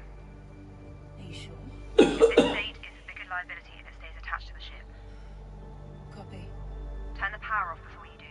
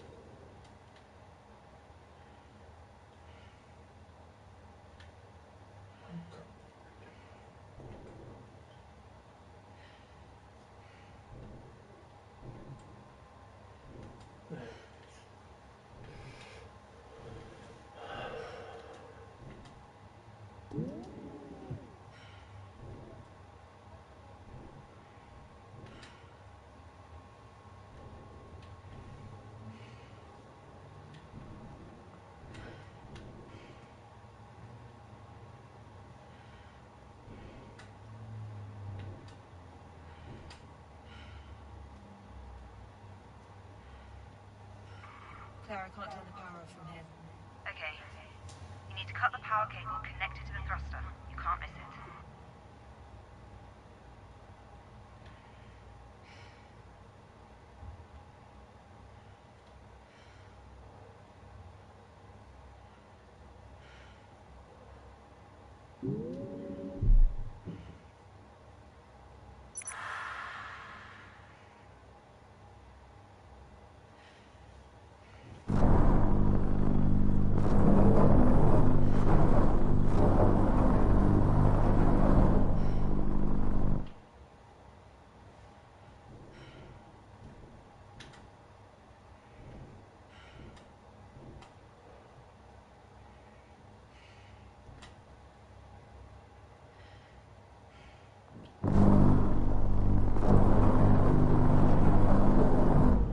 I'm through. Power is off. Right, now the tricky part. You need to cut the thruster from the ship. Slow and steady. Copy.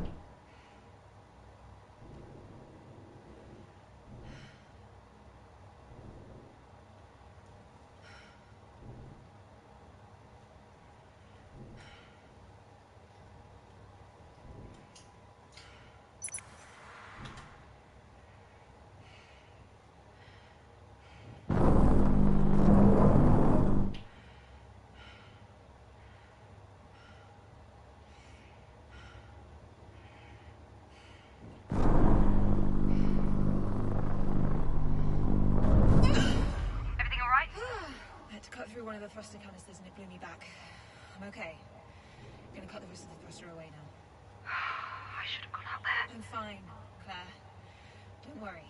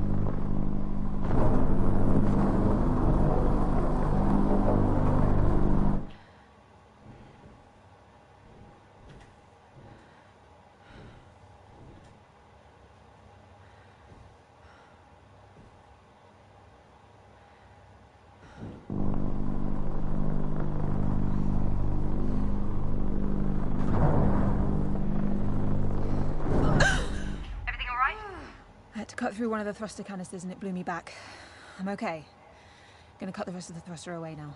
I should have gone out there. I'm fine, Claire. Don't worry.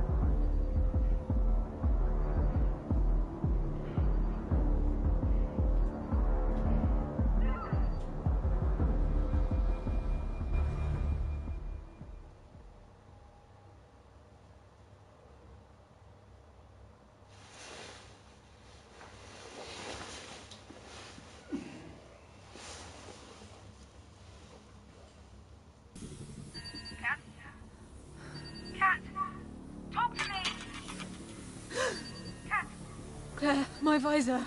What's going on? My visor's cracked. Claire, I'm losing air. Get back here now! Get to the airlock! Oh, come on. Come on. The airlock's open. Can't get over here!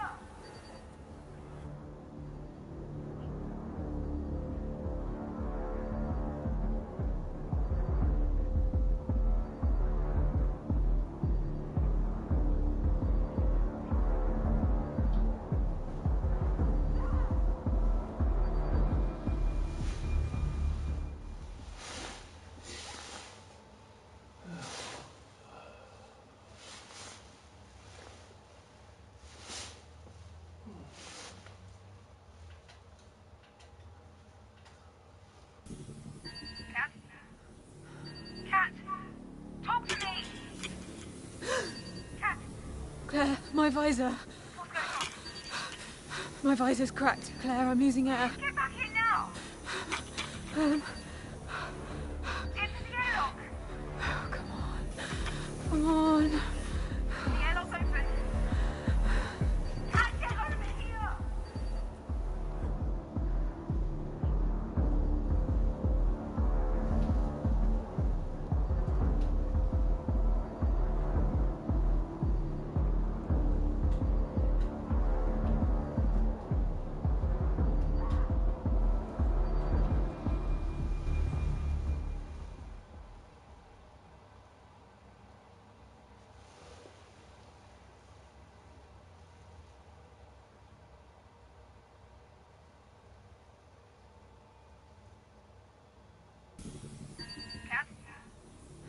Cat, talk to me!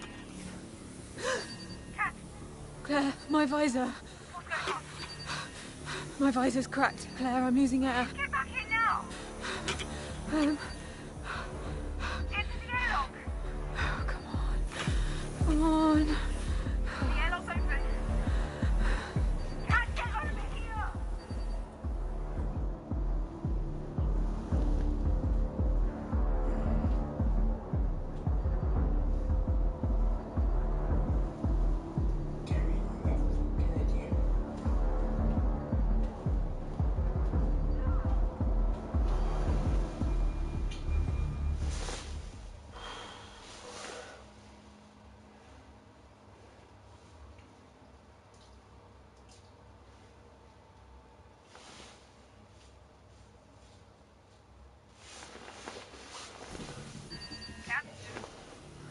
Cat, talk to me! Cat, Claire, my visor. what's going on? My visor's cracked. Claire, I'm losing air. Get back in now! Um, Into the airlock! oh, come on. Come on. The airlock's open. Can't get over here!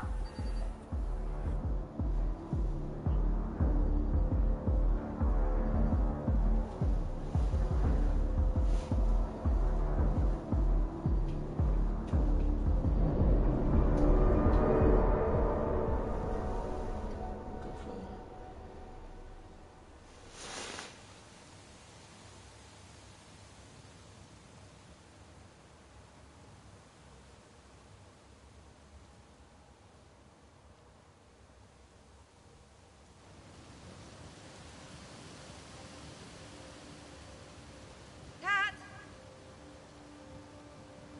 Get over here.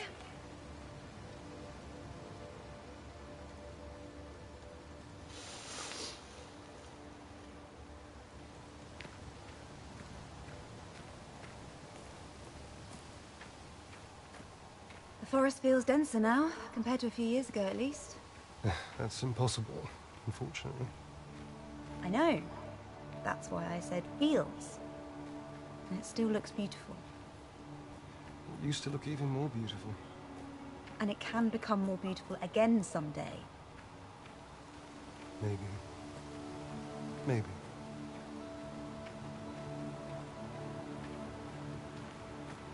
Are you okay? I haven't been here in a while, that's all. You look sad. No, I'm fine. I'm glad we get to spend some time together before you have to leave. Girls, we're almost there. Let's keep walking. Come on, let's go.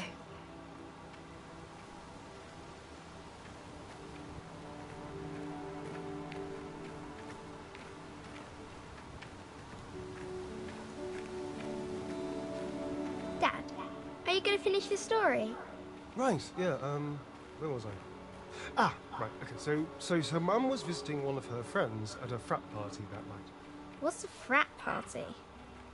Well, it's like a birthday party, but instead of presents, people just, drink a lot. That sounds stupid. It was. I never liked going to those either.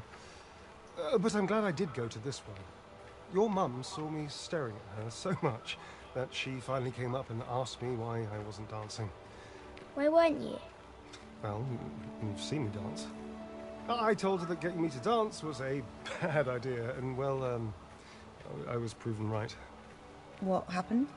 I hit her drink out of her hands as I was flailing about like a lunatic. Then a piece of the broken glass got lodged in her leg. Then there was blood everywhere, and then we had to go to the emergency room. Jesus, Dad. Needless to say, I didn't dance again until our wedding day. But Dad, why did Mummy fall in love with you then? I really have no idea, darling.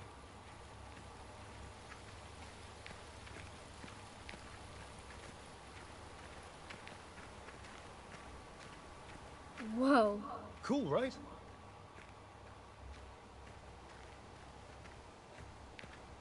Who made this? Dad. Glad this is all still here. Claire and I used to come climbing here all the time. Why didn't I get to go? Well, you were a bit too young for that. Still are. Okay, Moonbear, come and get your gear.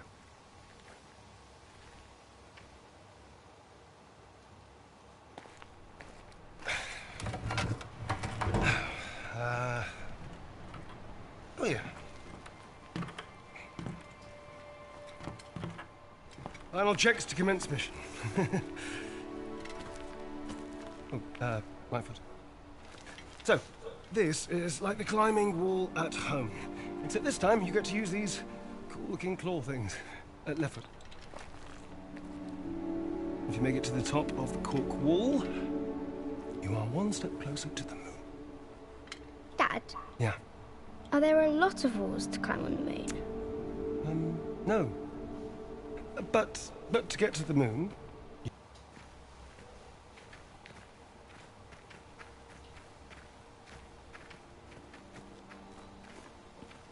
Just slam in each pickaxe as hard as you can, one after the other.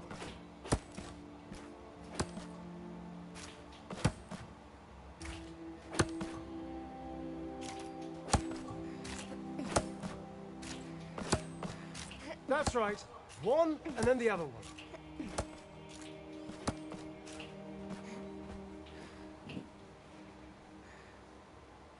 I made it!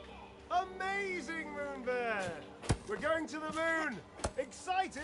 Yay! Okay. Carefully climb down now, okay, Moonbear?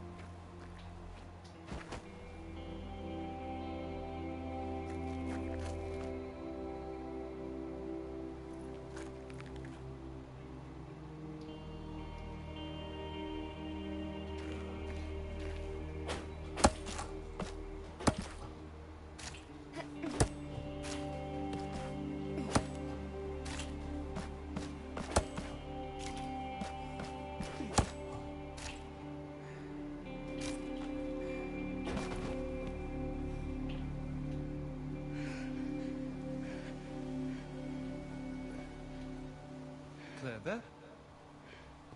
What's going on? This is just insane. You get that, right? Tell me you get that. I don't think this is insane. She's just a kid. The moon is no place for her. And this insane training you're putting her through. Don't you hear alarm bells ringing, The Dad? moon is perfect, Lisa. How is it safe? Metal boxes outside an infinitesimally small atmosphere. How is that Of all safe? people, you should know exactly how well built they are. I will rephrase.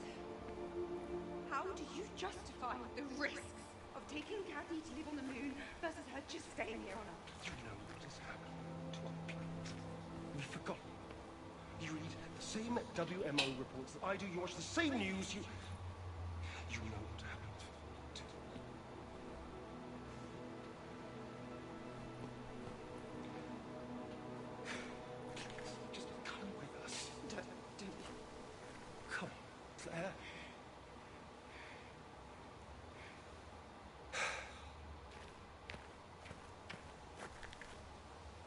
hate you. For what you're doing. I hate you.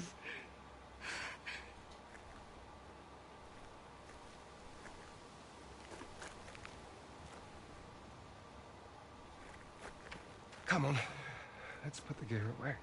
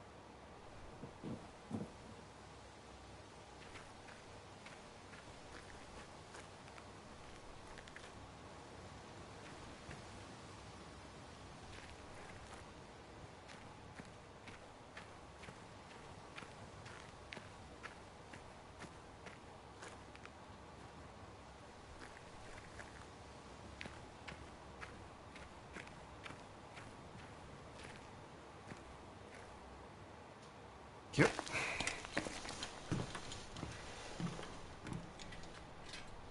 Why doesn't Claire want to go with us? She does. Don't worry. Change your mind. And we'll be together? Yep. Let's get you home. You need a big rest before your exam tomorrow.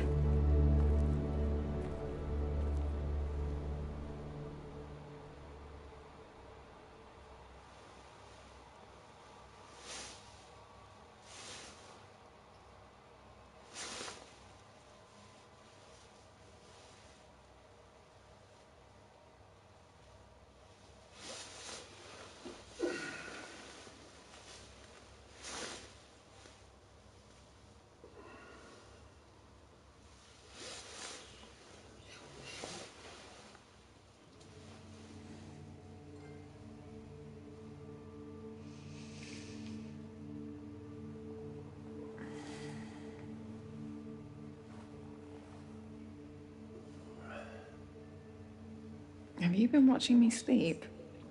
Yes. That's kind of creepy, sis.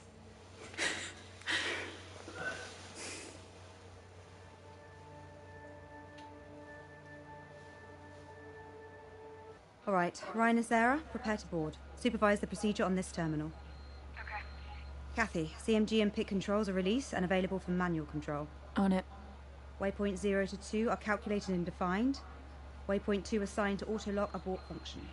Final go, no-go poll at waypoint 2. All right, Kathy? Take us in.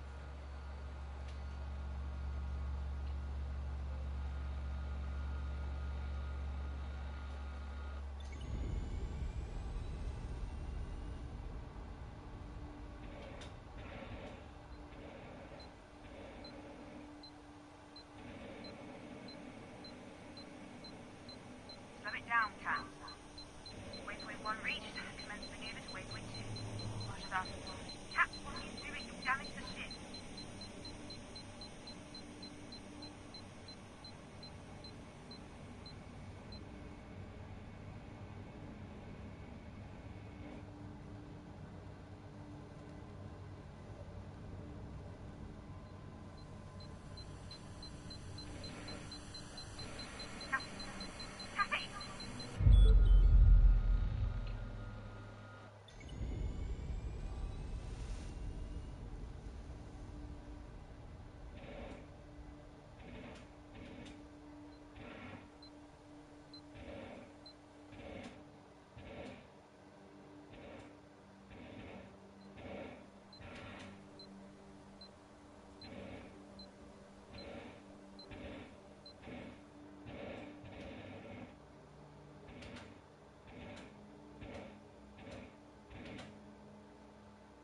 1 reached. Commence maneuver to waypoint 2. Roger that.